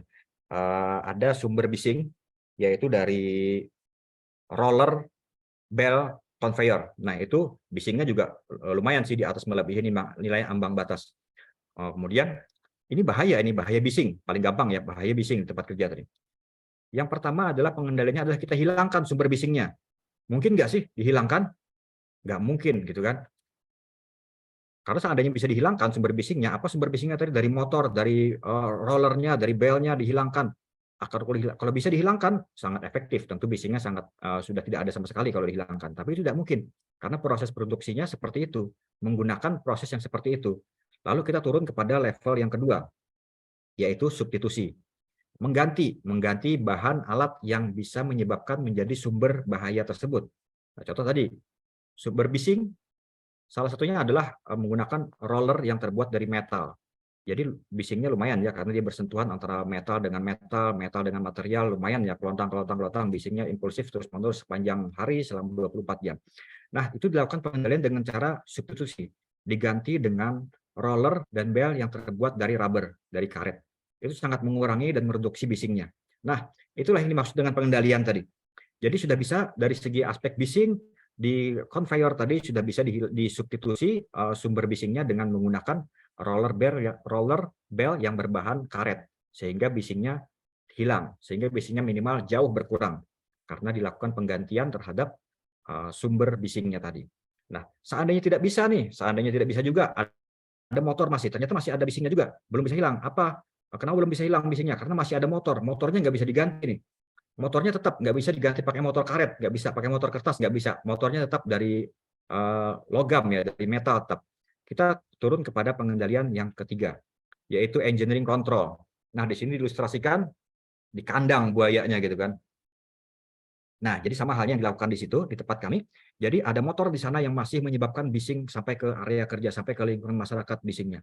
Nah, itu dilakukan dengan engineering control, yaitu dipasang cover. Jadi motor tersebut dipasang pelindung, cover, tertutup rapat, yang tentunya masih juga tetap mengindahkan nilai-nilai safety-nya, dari segi operasional juga tetap tidak menghalangi. Nah, diberikan cover direkayasa secara engineering motor tersebut. Ternyata dapat lagi, bisa mengurangi lagi kebisingannya yang diterima oleh karyawan yang berada di area tersebut, yang berada di luar dari area motor tersebut, di lingkungan masyarakat yang di sekitar dari mesin tersebut, bisa mengurangi bisingnya. Oke, masih ada lagi, masih belum habis sama sekali. Baik, karena masih ada, kita turun kepada pengendalian yang berikutnya, yaitu administratif control, yaitu dengan masang, contohnya di sini adalah rambu. Di sini digambarkan rambu masang tanda peringatan, awas di sini ada buaya gitu kan. Nah, sama hanya di tempat kerja. Masang rambu peringatan bahwa di sini masih ada bahaya bising. Kebisingan sekian, durasi maksimal berada di area ini sekian. Ya, administratif kontrolnya berupa seperti itu, misalnya pembuatan SOP, pembuatan rambu-rambu, pembuatan tanda peringatan, pembuatan batasan namanya work regime, pembatasan waktu kerja berada di area tersebut. Nah, jadi bisa dilakukan. Misalnya sebagai contoh, kebisingan di tempat kerja tersebut NAB-nya adalah 85 desibel. Itu selama 8 jam, aman. Nah, tapi ternyata lebih, sampai 94 misalnya. Nah, itu bisa di area tersebut tetap bisa bekerja, tapi batas waktunya yang dibatasin. Nggak lagi 8 jam, tapi hanya 4 jam bisa berada di area tersebut. Masih aman, masih. Dia memenuhi nilai ambang batas untuk durasi waktu berada di area tersebut dengan level kebisingan seperti tersebut. Nah, jadi dipasang rambu lagi di tempat tersebut. Ini terdapat sumber bising di area sini dengan kebisingan intensitas sekian, maksimal berada di area tersebut adalah 4 jam. Oke, ada pengendalian berupa administratif kontrol. Nah, tapi ternyata tidak bisa waktu bekerja di area tersebut tidak bisa hanya dilakukan hanya 2 atau 4 jam karena mungkin perbaikan memerlukan waktu yang lebih lama. Nah, baru kita turun kepada pengendalian yang berikutnya, yaitu yang terakhir, yaitu hierarki kontrol yang terakhir, yaitu alat pelindung diri. Nah, jadi di sini disebutkan APD itu, alat pelindung diri, adalah hierarki pengendalian bahaya di level yang terakhir ketika sudah tidak bisa lagi kita melakukan pengendalian apa-apa. Lalu harus tetap bekerja selama lebih 4 jam, ternyata sumbernya masih ada, tapi harus tetap bekerja, ya sudah, barulah kita menggunakan pelindung telinga ya berupa air muff atau air plug. Nah, itu dapat mereduksi kebisingan tadi. Kenapa tidak efektif? Karena namanya menggunakan APD pasti tidak nyaman. Bekerja menggunakan air muff yang besar di telinga tidak nyaman. Seperti di gambar juga, main-main sama buaya dengan jirah seperti itu kan juga tidak asik juga kan kayaknya. Nah, makanya disebut di slide sebelumnya tadi, itu adalah nah, ini adalah yang paling bawah adalah yang paling tidak efektif, sementara yang paling atas, yang level pertama adalah pengendalian yang paling efektif, sementara semakin ke bawah adalah semakin tidak efektif. Mungkin secara manfaat dapat, bisa kita terhindar dari bahaya, tapi efektifnya tadi yang dimaksudkan mungkin tidak nyaman, mungkin berat, mungkin mengganggu. Nah, itulah yang dimaksudkan dari tidak efektifnya di sini. Jadi itu Bapak Ibu sekalian, hierarki pengendalian bahaya di tempat kerja. Nah, inilah tadi akibat-akibat bila mana kita tidak melakukan K3 tadi kan. Jadi yang terlihat di permukaan ketika misalnya terjadi sebuah kecelakaan kerja, terjadi sebuah penyakit akibat kerja, yang terlihat di permukaan adalah ada korban jiwa, ada korban luka, ada kerusakan properti, ada biaya pengobatan, sementara kerugian yang lain yang tidak terlihat itu lebih banyak lagi. Oleh karenanya, ini ya contohnya satu bacakan, ada operasi terhenti, perlu rekrutmen tenaga kerja lagi, perlu pembangunan kembali fasilitas yang rusak, kemudian citra perusahaan, citra tempat kerja juga terganggu, kemudian keluarga tentunya juga akan mengalami kesedihan karena terjadinya kecelakaan atau kematian terhadap anggota keluarganya, kemudian juga waktu, kemudian juga cacat, bisa menyebabkan cacat, kemudian juga profit tentunya akan turun juga. Nah, itu adalah salah satu contoh-contoh yang kerugian-kerugian akibat dari tidak menerapkan K3 yang tidak terlihat di permukaan. Nah, makanya ini sangat sesuai dengan tema kita, pentingnya tadi K3 untuk meningkatkan produktivitas dan kesejahteraan. Itu dia yang dimaksudkan di situ, tujuannya di situ. Jadi bila mana kita dapat menjaga K3, dapat bekerja dengan aman, tentu kesehatan terjaga, keselamatan terjaga, produktivitas juga akan meningkat baik secara pribadi ataupun secara company ataupun secara nasional. Jadi produktivitas tetap terjaga, kesejahteraan juga terjaga. Karena terbalik daripada ini, yang tertampil di layar ini adalah akibat-akibat bila mana tidak menerapkan K3 dengan benar bila sampai terjadi kecelakaan-kecelakaan di lingkungan kerja. Nah, kemudian sejauh mana sih kita mungkin sudah berbudaya terhadap K3 ini? Jadi mungkin seperti saya bilang tadi, mungkin pada untuk urusan keselamatan kerja mungkin sudah banyak yang begitu familiar, orang sudah sangat paham dengan bahaya keselamatan ya, namun belum dengan kesehatan yang masih terus kita kampanyekan. Nah, jadi di sini ada DuPont itu pernah melakukan penelitian, dia mengeluarkan hasil risetnya bahwa ini adalah level dari budaya K3 yang ada di dunia. Jadi bermacam-macam, dari ada 4 tingkatan. Ada 4 tingkatan perhatian orang, pedulian orang terhadap namanya K3 tadi.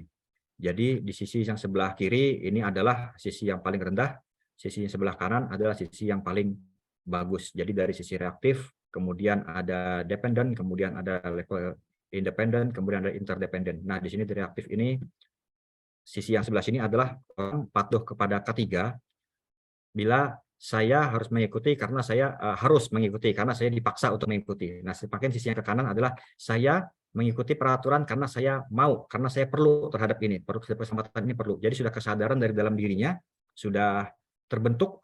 Jadi tanpa dipasang peraturan, tanpa ada sesuatu yang mengikat, yang memaksa, dia sudah K3 itu merasa menjadi kebutuhannya. Sementara di sisi yang paling kiri, ini dari natural insting, ini adalah masih belum ya, masih perlu ada semacam paksaan, masih ada yang teguran, supervisi tadi ada teguran tadi kan, perlu ada yang mengingatkan, perlu ada peraturan yang memaksa untuk dia menerapkan K3. Nah, kemudian di level yang berikutnya, yaitu di independen, dia sudah dirinya sendiri sudah bisa untuk menerapkan K3 sendiri tanpa ada paksaan. Kemudian di level yang tim, dia sudah sama-sama saling mengingatkan dengan timnya, dengan orang-orang di sekitarnya bahwa K3 ini adalah sebuah kebutuhan. Nah, bila diilustrasikan dalam penerapan budaya K3 ini, dalam misalnya contoh memakai sabuk pengaman ya. Nah, ini di reaktif tadi di level yang pertama, itu masih belum ya, tampaknya masih belum memakai ya sabuk pengaman, masih ya tidak terlalu perlulah dengan sabuk pengaman, dengan sabuk keselamatan ini. Nah, kemudian di level yang kedua di dependent, dia memakai sabuk pengaman bila adanya teguran, adanya aturan, ada polisi misalnya itu kan harus pakai sabuk pengaman, dia baru pakai. Nah, itu di level yang kedua. Kemudian di level yang ketiga ini independen, dia merasa perlu, dia merasa sadar, dia udah pakai, kemudian dia melihat ada di depan ada kecelakaan, untung saya pakai ini, sudah pakai sabuk pengaman. Dia udah merasa dia itu perlu sabuk pengaman. Nah, kemudian di level yang terbaik, di level yang terakhir, yaitu ada interdependent. Ini udah semua udah seperti biasa ya, tidak perlu lagi ada ini, tidak perlu lagi ada yang menyadarkan, jadi semua timnya semuanya udah lumrah lah, sudah umum untuk menggunakan fasilitas-fasilitas dan sarana-sarana yang berhubungan dengan K3. Jadi seperti itu. Saya coba contohkan lagi. Waktu masih ada, Pak Awal? Ada sekitar 1 menit lagi, Pak. Oke, sedikit ya. Saya coba contohkan lagi, Pak. Silahkan, Pak. Terlihat, Pak, yang ini? Slide yang ini?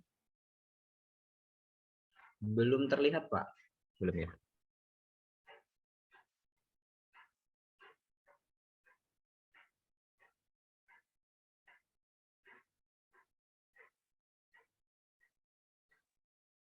Ini, Pak. Terlihat, Pak? Iya, sudah terlihat, Nah, Pak. saya coba share screen apa-apa yang sudah kami lakukan di tempat kerja kami, yaitu di Indosemen, di Plan 12, program K3 dan pencegahannya yang kami lakukan. Sedikit saja. Nah, ini adalah safety statistik, ini foto lama. Jadi kita ada papan peringatan ketika kita masuk pabrik, itu ada papan peringatan bahwa data-data yang menunjukkan angka-angka kecelakaan bahwa setiap karyawan yang masuk itu bisa melihat nih, kita sudah tidak ada kecelakaan sampai dengan sekian hari. Di sini di layar terlihat 733 hari. Jadi semakin lama dia bertambah satu hari, lalu muncullah kepedulian kepada masing-masing orang. Tujuannya adalah untuk, wah saya jangan sampai ini angkanya jadi 0 lagi gitu kan. Nah maksudnya seperti itu. Jadi ketika masuk pabrik, masuk area kerja, ada terpampang papan yang besar, bertuliskan kita tanpa hari kecelakaan sudah sekian hari. Karena kalau sampai ada kecelakaan lagi, itu akan gugur lagi jadi 0 hari lagi. Jadi seperti itu juga untuk meningkatkan kesadaran dari masing-masing karyawan yang ada di lingkungan kerja sini. Kemudian ada safety briefing setiap ada melakukan pekerjaan. Kemudian lagi ada sama safety briefing juga ada dilakukan setiap ada pekerjaan, ada kontraktor yang baru masuk, baik itu lokal ataupun dari luar, kepada buruh, kepada pekerja yang semua terlibat dalam proses pekerjaan ini. Kemudian ada lagi pemeriksaan, ada lagi buat laporan talk setiap pagi kita melakukan pembicaraan, meeting yang membicarakan dengan hal-hal yang berhubungan dengan keselamatan dan kesehatan kerja. Kemudian ada hazard report ya. Ini laporan tentang bahaya yang ada di tempat kerja. Jadi semua karyawan bisa memberikan laporan ini, membuat laporan ini kepada lini ataupun kepada pihak safety department untuk mengidentifikasi lagi tentang bahaya-bahaya yang kemungkinan ada di tempat kerja. Kemudian ada laporan pelanggaran. Ketika ada pelanggaran juga setiap orang bisa melaporkan. Kemudian ini penyelidikan terhadap adanya pelanggaran terhadap aturan. Misalnya tadi ada tidak mematuhi rambu-rambu, misalnya tidak menggunakan alat pelindung diri dengan benar. Nah itu juga ada laporan lagi, ditindaklanjuti lagi orang tersebut. Nah itu juga meningkatkan kepedulian terhadap ketiga pada orang-orang yang masih level dependen tadi ya, masih harus diperingatkan tadi. Nah kemudian ini adalah inspeksi yang dilakukan oleh pihak safety, pengambilan penyitaan barang-barang yang dianggap tidak layak. Seperti ini. Nah, kemudian ini juga peralatan yang sudah rusak juga dari hasil inspeksi langsung diamankan, langsung disita. Nah, kemudian sosialisasi juga tentang LSR, kita menyebutnya, kita punya program LSR, Life Saving Rules, artinya aturan-aturan tentang keselamatan. Sudah. Jadi itu sebagai gambaran singkat tentang apa-apa yang program-program ketiga yang ada di tempat kerja, di tempat mana saya bekerja. Terima kasih Pak Awal, silakan saya kembalikan kepada moderator. Baik, terima kasih Pak Aini atas paparannya. Begitu banyak ya materi-materi dan pengalaman yang telah diberikan Pak Aini, terutama tentang kesehatan di tempat kerja Pak ya, yang menjadi titik berat utamanya. Karena memang saya juga yang pernah bekerja di industri juga menyadari bahwa untuk yang segi kesehatan memang agak minim Pak ya untuk perhatiannya dari dunia industri. Karena juga untuk memantau efeknya perlu waktu yang cukup panjang, tidak bisa langsung muncul seperti itu. Jadi kalau dibilang tidak ada perhatian ya tidak juga, mungkin ada, tapi untuk pengawasannya kurang karena tadi untuk efek-efeknya perlu pengamatan yang cukup panjang seperti itu. Baik, kepada para peserta dipersilahkan untuk bertanya jika ada yang ingin ditanyakan, baik melalui pesan di chat ataupun secara langsung. Bagi yang ingin langsung bertanya, silahkan angkat tangannya. Kepada para peserta dipersilahkan.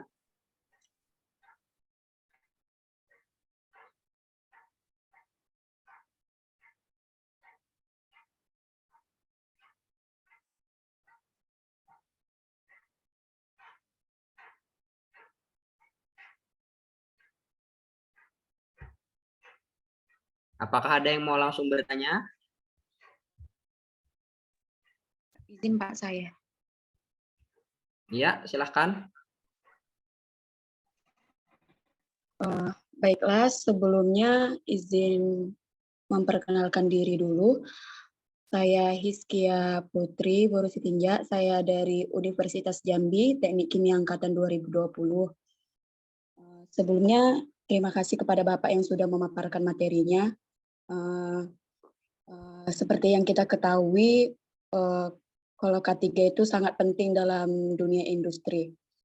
Nah, yang ingin saya pertanyakan di sini, Pak, mengapa walaupun sudah banyak peraturan K3 yang sudah kita ketahui, yang sudah kita pelajari di dunia industri, tetapi dalam pelaksanaannya masih banyak kekurangan, Pak, masih banyak tidak melaksanakan gitu.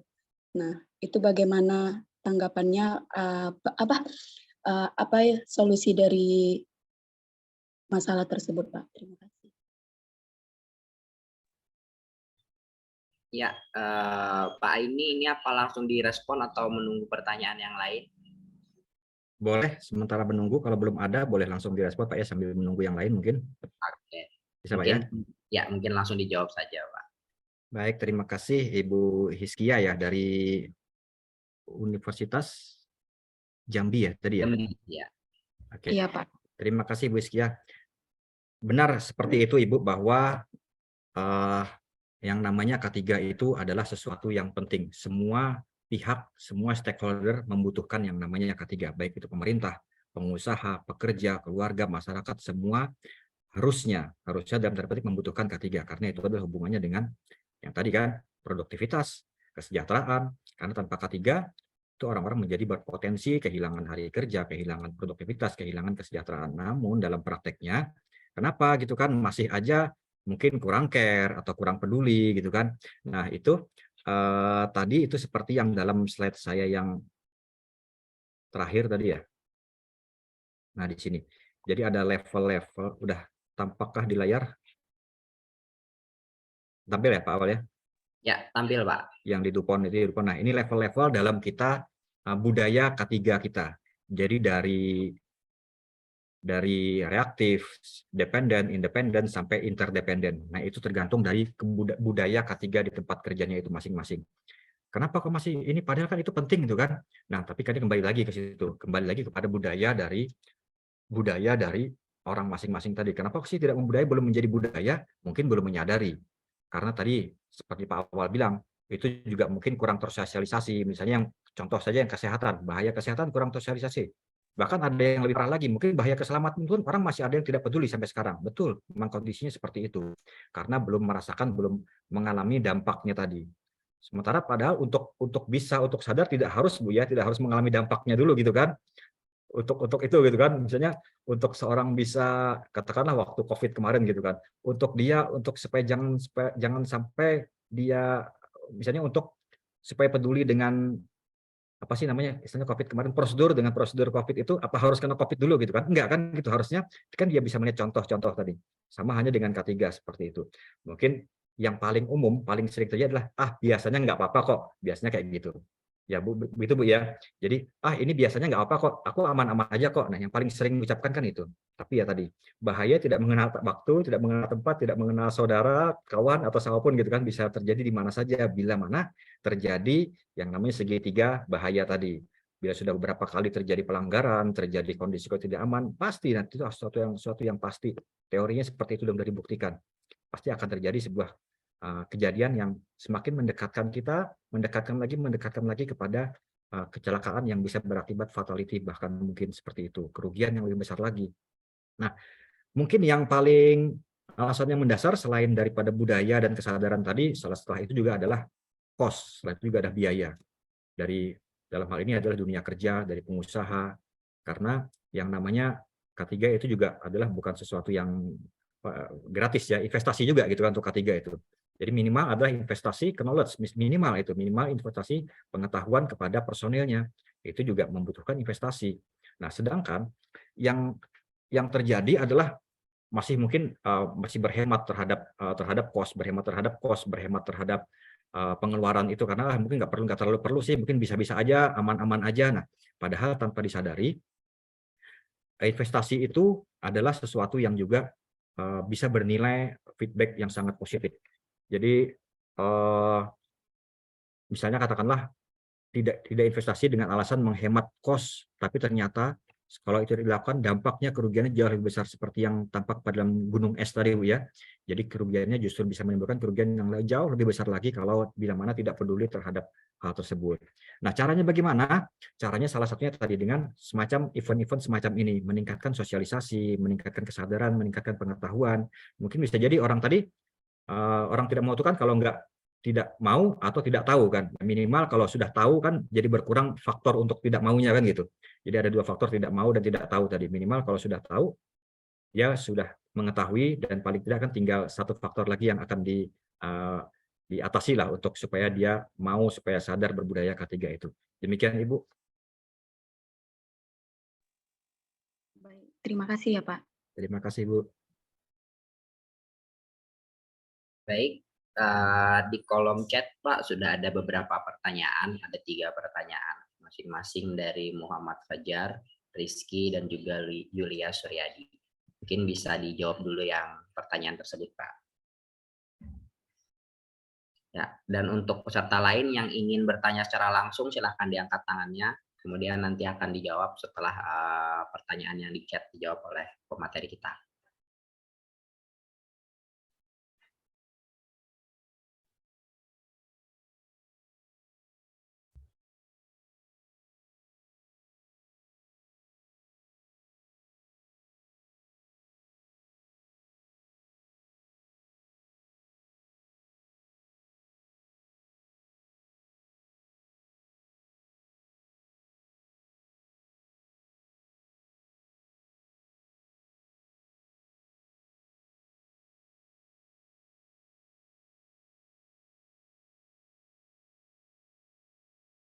Tadi yang pertama tadi Muhammad Fajar ya Pak ya? Betul Pak, Muhammad Fajar. Muhammad Fajar dari Teknik Kimia Angkatan 22. Bagaimana kalau suatu perusahaan melakukan pelanggaran atau tidak memenuhi K3? Apakah kita boleh melaporkan ke pihak berwenang? Terima kasih. Baik, langsung saya jawab ya. Jadi betul Pak Fajar. Jadi dunia usaha itu terikat dengan yang namanya peraturan. Jadi ruang lingkup K3 tadi adalah semua aktivitas yang ada di dalam Negara Kesatuan Republik Indonesia yang terikat, yang tunduk dalam Undang-Undang Dasar Negara Republik Indonesia. Jadi semua yang berada di wilayah ruang lingkup K3, di wilayah hukum NKRI itu adalah terikat dengan undang-undang. Di mana ini apabila tidak memenuhi K3, apakah boleh dilakukan? Boleh Pak, boleh sekali. Jadi dalam hal ini tingkatannya, caranya itu adalah pengawas di setiap provinsi itu ada namanya Disnaker, itu ada pengawas ketenagakerjaan. Nah, pengawas ketenagakerjaan inilah yang biasanya melakukan sidak, melakukan pengawasan, melakukan audit terhadap perusahaan-perusahaan atau instansi kerja yang tidak melakukan pelanggaran dan tidak memenuhi itu. Jadi di setiap daerah, setiap provinsi itu punya namanya Wasnaker. Nah, biasanya dia melakukan pemeriksaan terhadap kondisi-kondisi keselamatan dan kesehatan di tempat kerja itu, Pak. Jadi benar seperti itu adalah karena ada perbuatan melanggar hukum ya dalam tanda petik seperti itu bisa Pak. Itu kemudian dari Rizky ya, apa saja kendala yang bisa dihadapi dalam pelaksanaan perjanjian kerja bersama dalam penerapan K3? Ini lebih ke arah PKB ya, perjanjian kerja bersama. Baik, kebetulan saya pernah 3 tahun sebagai pengurus di Serikat Pekerja yang juga menangani soal perjanjian bersama terkait dengan macam-macam sih semua sih. Jadi salah satunya adalah penerapan K3. Memang seperti itu sih, tidak mudah ya. Kalau kita sudah bicara tentang PKB, perjanjian kerja bersama, boleh dibilang tidak semudah kita bernegosiasi dengan yang selevel ya. Jadi kita berhadapan dengan pengusaha, posisi kita adalah pekerja, kan seperti itu. Katakanlah kita sebagai karyawan, kita bekerja, kita mau melakukan negosiasi di dalam perjanjian kerja bersama terkait dengan penerapan K3. Yang pertama, bila yang kita harapkan, kita masukkan dalam negosiasi itu adalah sesuai dengan peraturan perundangan, itu adalah hukumnya wajib. Jadi minimum rekrutmennya adalah sesuai undang-undang. Katakanlah misalnya perusahaan tidak memberikan alat pelindung diri. Nah, itu suatu pelanggaran karena di dalam undang-undang ada. Itu harus termuat dalam perjanjian kerja bersamanya. Perusahaan tidak menyediakan misalnya tempat kerja yang aman. Shift kerjanya misalnya adalah berlebihan, tidak sesuai dengan peraturan, yaitu bisa bekerja sampai 24 jam. Itu kan tidak standar K3 tuh, bekerja melebihi waktu yang ditentukan. Nah, itu pelanggaran, itu bisa harus dimasukkan ke dalam perjanjian kerja bersama. Yang mungkin saya bilang katakan agak mungkin kendala itu adalah ketika kita minta lebih. Misalnya batas minimum dalam undang-undang adalah harus memberikan APD, alat pelindung diri sesuai dengan bahaya yang di tempat kerjanya. Nah, kemudian misalnya di selaku pekerja melakukan negosiasi nih, meminta kepada pengusaha untuk memasukkan ke dalam PKB sesuatu yang sifatnya lebih di atas daripada undang-undang. Nah, mungkin itu yang lebih perlu skill, perlu negosiasi, mungkin perlu proses-proses yang sedikit lebih panjang karena sesuatu yang di atas dari undang-undang. Namun ketika itu adalah di bawah dari undang-undang, itu harus masuk ke dalam perjanjian kerja bersama. Karena saya sudah mengalami itu, saya sudah paham soal di PKB itu. Jadi memang harus minimum adalah sesuai dengan undang-undang, dan itu wajib masukkan ke dalam PKB. Kalaupun tidak ada PKB sekalipun, undang-undang juga sudah dijadikan sebagai aturan yang saklek, yang tetap ya, karena itu adalah aturan yang mengikat kepada pengusaha dan pekerja. Jadi begitu kepada Saudara Rizky. Semoga terjawab. Kemudian berikutnya dari Yulia Suryadi ya. Yulia dari ULM Teknik Kimia Angkatan 2022. Bagaimana jika dalam pemeriksaan alat masih ada yang tidak layak untuk digunakan? Bagaimana jika dalam pemeriksaan alat masih ada yang tidak layak untuk digunakan kembali dan masih dibiarkan? Apakah langsung diganti dengan alat yang baru atau menunggu konfirmasi dari atasan? Kemudian jika alat yang rusak tersebut masih digunakan, apakah tidak membuat kinerja kerja kurang dan membahayakan keselamatan kerja pekerjanya? Sekian, terima kasih. Jelas? Ini sesuai dari peraturan Permenaker 5 tahun 2018. Pengusaha atau tempat kerja perusahaan wajib melakukan pengukuran, wajib melakukan monitoring terhadap bahaya-bahaya yang ada di lingkungan kerja. Tingkatannya ada berapa macam? Ada yang dilakukan setahun sekali, kemudian ada yang dilakukan periodik, ada yang dilakukan bila ada keadaan tertentu, misalnya habis terjadi kasus penyakit akibat kerja. Yang wajib mandatori adalah setahun sekali, dilakukan oleh pihak eksternal. Nah, untuk screening sendiri itu dilakukan internal tanpa menggugurkan kewajiban dari dilakukan oleh pengukuran dari pihak eksternal oleh PJK 3. Nah, untuk alat sendiri tercantum jelas di dalam peraturan undang-undang tersebut dalam Permenaker 5 2018 bahwa dilakukan dengan alat ukur yang terkalibrasi. Kata-kata jelas mutlak harus terkalibrasi oleh lembaga kalibrasi yang tersertifikasi lagi. Jadi bahkan perusahaan lembaga kalibrasinya pun harus yang tersertifikasi juga sebagai lembaga kalibrator. Jadi seperti itu. Jadi kalau di sini disebutkan alatnya misalnya rusak, alatnya rusak ini kan subjektif ya, rusak itu. Jadi rusak itu masih terkalibrasi atau tidak? Kalau misalnya dia tidak terkalibrasi, alat yang baik sekalipun, yang bagus sekalipun itu tidak bisa digunakan untuk melakukan pengukuran, tidak absah ya, tidak sah datanya karena alatnya tidak terkalibrasi, apalagi rusak gitu kan. Nah, jadi seperti itu. Jadi patokannya adalah bukan rusak atau baik, tapi adalah alat yang terkalibrasi. Jadi seperti itu, Ibu. Berikutnya, apakah ini membahayakan? Jelas membahayakan. Apalagi misalnya alatnya rusak, sudah tidak terkalibrasi rusak. Jadi tidak terbaca misalnya di tempat kerja, dia ukur bising atau ukur cahaya, misalnya ternyata dari hasil pengukuran, masih mencukupi. Jadi orang masih bekerja dengan merasa aman bekerja, padahal ternyata alatnya tidak membaca dengan benar. Jelas sangat membahayakan. Ada yang lain lagi? Udahkah Pak Awal? Ada yang lain kah? Oke, kita lihat lagi Pak.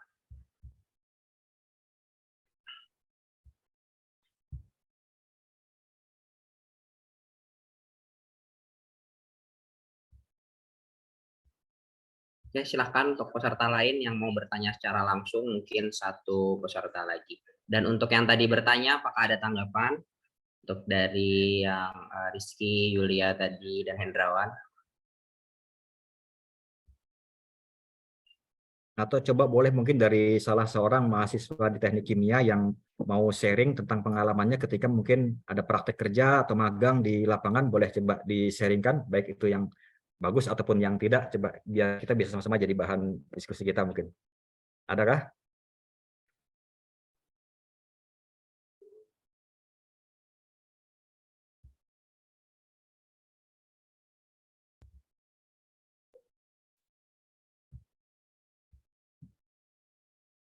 Ya, silahkan. Siapa tahu ada yang punya pengalaman praktek kerja lapangan.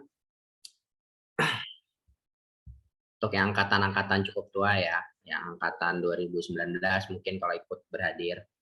Untuk di jurusan kami Pak, angkatan 2020 dan seterusnya baru akan memprogramkan PKL Pak. Jadi kalau ada angkatan 20 sampai 2022 mereka belum punya pengalaman. Belum ada ke lapangan Pak ya? Nah, baru akan. Berarti yang sekarang nih yang lagi PKL di endorsement ini angkatan berapa berarti nih Pak? Saat ini ada nih beberapa orang juga? Ya, angkatan 2020 Pak. 2020 ya berarti ya? Ya. Ya, silahkan. Apakah ada yang mau ditanyakan lagi? Mungkin tadi sedikit saya agak tertarik Pak dengan yang preventif tadi Pak. Tadi kan Bapak menunjukkan ya penanganan secara preventif, dan kebanyakan orang kita ya Indonesia tuh nunggu setelah kejadian dulu baru memperbaiki kuratif lah kayak gitu ya, keseringan. Nah itu bagaimana tuh Pak perbedaannya antara preventif dan yang kuratif tadi? Kelebihannya gimana, kekurangannya gimana? Nah kan kadang kita ini yang preventif ini males melaksanakan karena kan masih jauh nih nggak kelihatan bahayanya, gini kan ya belum tentu juga kayak gitu kan. Gimana itu Pak Iya, untuk budaya, betul mengubah Pak. budayanya? Ya. Iya, betul Pak. Jadi bahkan secara umum di Indonesia sendiri bukan soal kesehatan kerja ya. Jadi untuk kesehatan yang umum sendiri pun dari Kementerian Kesehatan itu kan sudah mencanangkan Indonesia Sehat sejak tahun berapa 2010 ya. Itu yang dengan metode yang promotif, preventif, kuratif, rehabilitatif. Itu udah dari sejak, kalau saya tidak salah ingat, di 2010 sudah menetapkan Indonesia Sehat dengan metode itu. Tapi ternyata sampai sekarang pun sudah sampai hampir 10 tahun lebih, mindset orang itu masih ketika sakit adalah berobat. Seperti itu. Ya, betul. Itu umum ya, karena saya basicnya adalah sebelumnya medis, jadi saya tahu persis soal itu. Jadi dulu ingat pernah ada jokes kayak gini kan, pemerintah mencanangkan Indonesia Sehat 2010 dengan metode yang tadi, promotif, preventif, kuratif, rehabilitatif. Itu sebenarnya kalau dengan metode itu beneran, itu seandainya itu berjalan efektif, itu angka kesakitan, angka penyakit itu benar-benar dapat ditekan kalau itu efektif. Nah, namun jadi jokes nih, jadinya Indonesia Sehatnya bukan 2010 tapi 2010 Hijriah mungkin Pak. Jadi seperti itu. Jadi masih lama. Karena penerapan dan kesadarannya tadi itu secara umum Pak ya. Dan begitu pun dengan yang di dunia kerja. Jadi preventif untuk kesehatan kerjanya pun juga masih seperti itu. Karena tadi Pak, bahayanya tidak terlihat, efeknya jangka panjang, kesadarannya masih kurang. Jadi itulah tugas kita, tugas saya sebagai ahli K3 lingkungan kerja, sebagai industrial hygienist di sini, tugas PR beratnya seperti itu Pak, menyadarkan karyawan tentang kepedulian terhadap pencegahan penyakit akibat kerja tadi. Itulah pekerjaan saya sehari-hari, karena hubungannya juga, itu tuh hubungannya juga ke cost juga, ke biaya loh sebenarnya. Makanya perusahaan mau investasi ke saya untuk mengkampanyekan ini, karena hubungannya juga perusahaan sudah menyadari, company sudah menyadari tentang efektivitas cost tadi. Ketika orang sudah bisa melakukan preventif, maka angka kunjungan berobat juga akan menurun. Angka pengobatan yang sakit-sakit yang biasa, yang sehari-hari itu juga menurun. Dengan dia menginvestasikan untuk biaya-biaya promotif dan preventifnya itu. Nah, itu kalau dari top manajemen, dari company sudah menyadari akan hal itu, mereka pasti akan katakanlah dalam praktik menggelontorkan untuk cost promotif preventifnya tadi. Nah, tinggal menyadarkan si karyawan-karyawannya aja lagi. Kita udah dapat poin menang, dapat dukungan dari top manajemen udah untuk melakukan upaya-upaya tadi. Yang susah itu kan kalau udah dari manajemen tidak mendukung, karyawan juga sulit. Nah, itu dampaknya tadi Pak, dampaknya jangka panjang. Dalam keseharian juga kunjungan angka kesakitan, lost time karena misalnya serat sakit juga pasti akan tinggi di tempat kerja kalau mungkin orang-orang karyawan banyak yang sakit. Sebagai contoh simpel adalah orang bekerja tidak ergonomis. Gampang capek Pak kalau tidak ergonomis itu, tidak menggunakan alat bantu, tidak mengangkat dengan posisi yang benar. Nah, dulu sekitar 5-10 tahun yang lalu itu angka kunjungan karena low back pain, karena mialgia, nyeri pinggang atas, pinggang bawah, terus sakit badan itu diagnosanya cukup tinggi. Nah, setelah dilakukan investasi berupa mungkin alat-alat bantu untuk alat angkut-angkutnya, kemudian juga untuk pengetahuan kepada karyawannya, pendidikan dan pelatihannya, itu sudah lumayan menurun cukup jauh angka kesakitan karena low back pain, karena sakit nyeri badan, sakit badan, capek itu juga. Nah, angka produktivitas pun juga meningkat karena surat sakit juga dari kasus itu juga menurun cukup drastis. Dulunya orang habis kerja angkat salah urat, surat sakit 2 hari 3 hari, kan nggak produktif namanya, kan post time lagi. Nah, kayak gitu Pak gambarannya. Oke, menarik Pak. Karena relate dengan pengalaman saya. Dulu kebetulan saya juga pernah mengalami hal seperti itu. Walaupun sakit Pak ya, sampai sakit masuk rumah sakit, tapi cukup sakit pinggang karena mengangkat pompa di industri kan bisa ya. Yeah. Dari lantai 8 ke lantai dasar Pak untuk diperbaiki engineering. Memang sih ada beberapa hal yang dari segi ekonomis ya memang agak sedikit minim perhatiannya biasanya. Mungkin karena lokasi site-nya juga yang agak susah ya. Betul Pak, betul. Bisa ditambahkan. Betul. Dan perlu major untuk modifikasinya, untuk menambahkan unit-unit atau alat pendukung yang baru. Memang sih itu juga berhubungan dengan cost juga dan sejenisnya. Jadi ya memang kita harus pintar-pintar menyikapi juga lah. Letak geografis kita kan juga pengaruh nih, kita ada di remote area kayak gini kan tidak semudah yang di pusat kota kan gitu. Betul. Relate sekali. Gimana? Ada yang mau bertanya lagi? Satu orang, silahkan mau bertanya secara langsung. Bagi kalian yang penasaran ya, yang nanti akan bekerja di dunia industri. Jadi biar tidak kaget ya ketika masuk ke dalam sana.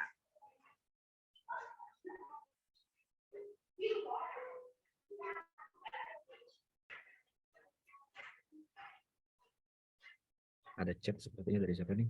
Keseluruhan bisa. Bisa waktu 5 menit Pak katanya. Oh gitu. Iya. Ini waktu keseluruhan ya, total nih ya.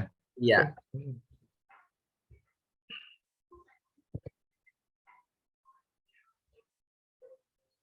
Oke, baik. Sepertinya malu-malu Pak, tidak ada lagi yang mau bertanya.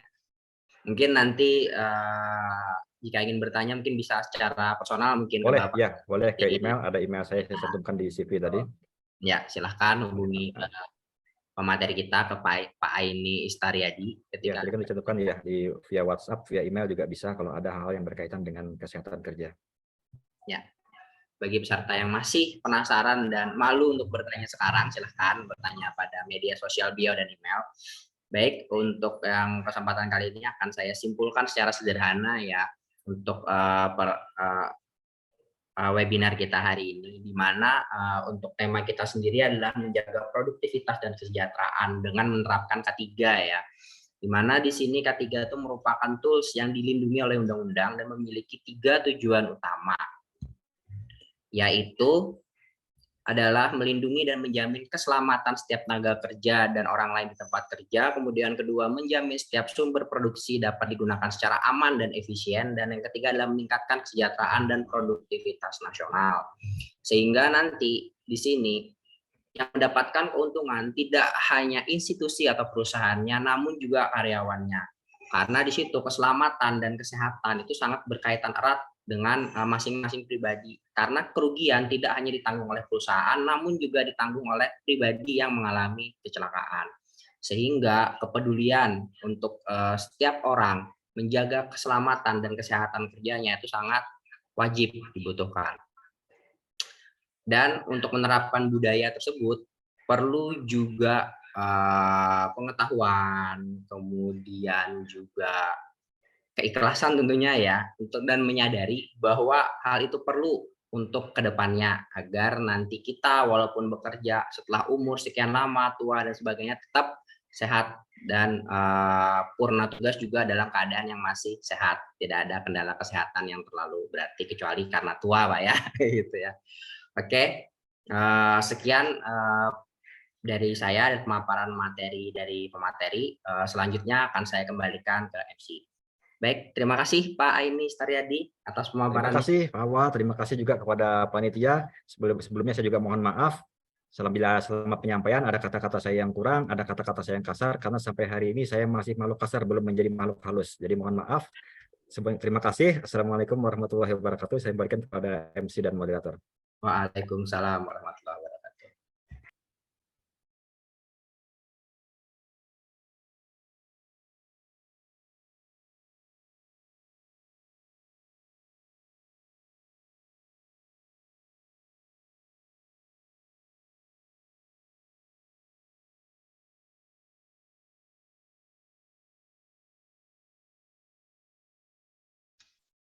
Terima kasih kepada Bapak Aini Istariadi sebagai narasumber kegiatan webinar K3 kita pada hari ini. Selanjutnya, memasuki acara yang terakhir yaitu penutup. Demikian acara webinar K3 pada hari ini. Saya, Jessi Katrina, selaku serta seluruh panitia yang bertugas mengucapkan terima kasih dan mohon maaf apabila terdapat kekurangan dalam acara ini, serta tutur kata yang kurang berkenan. Akhir kata saya ucapkan terima kasih dan sampai jumpa di kegiatan selanjutnya. Selamat siang.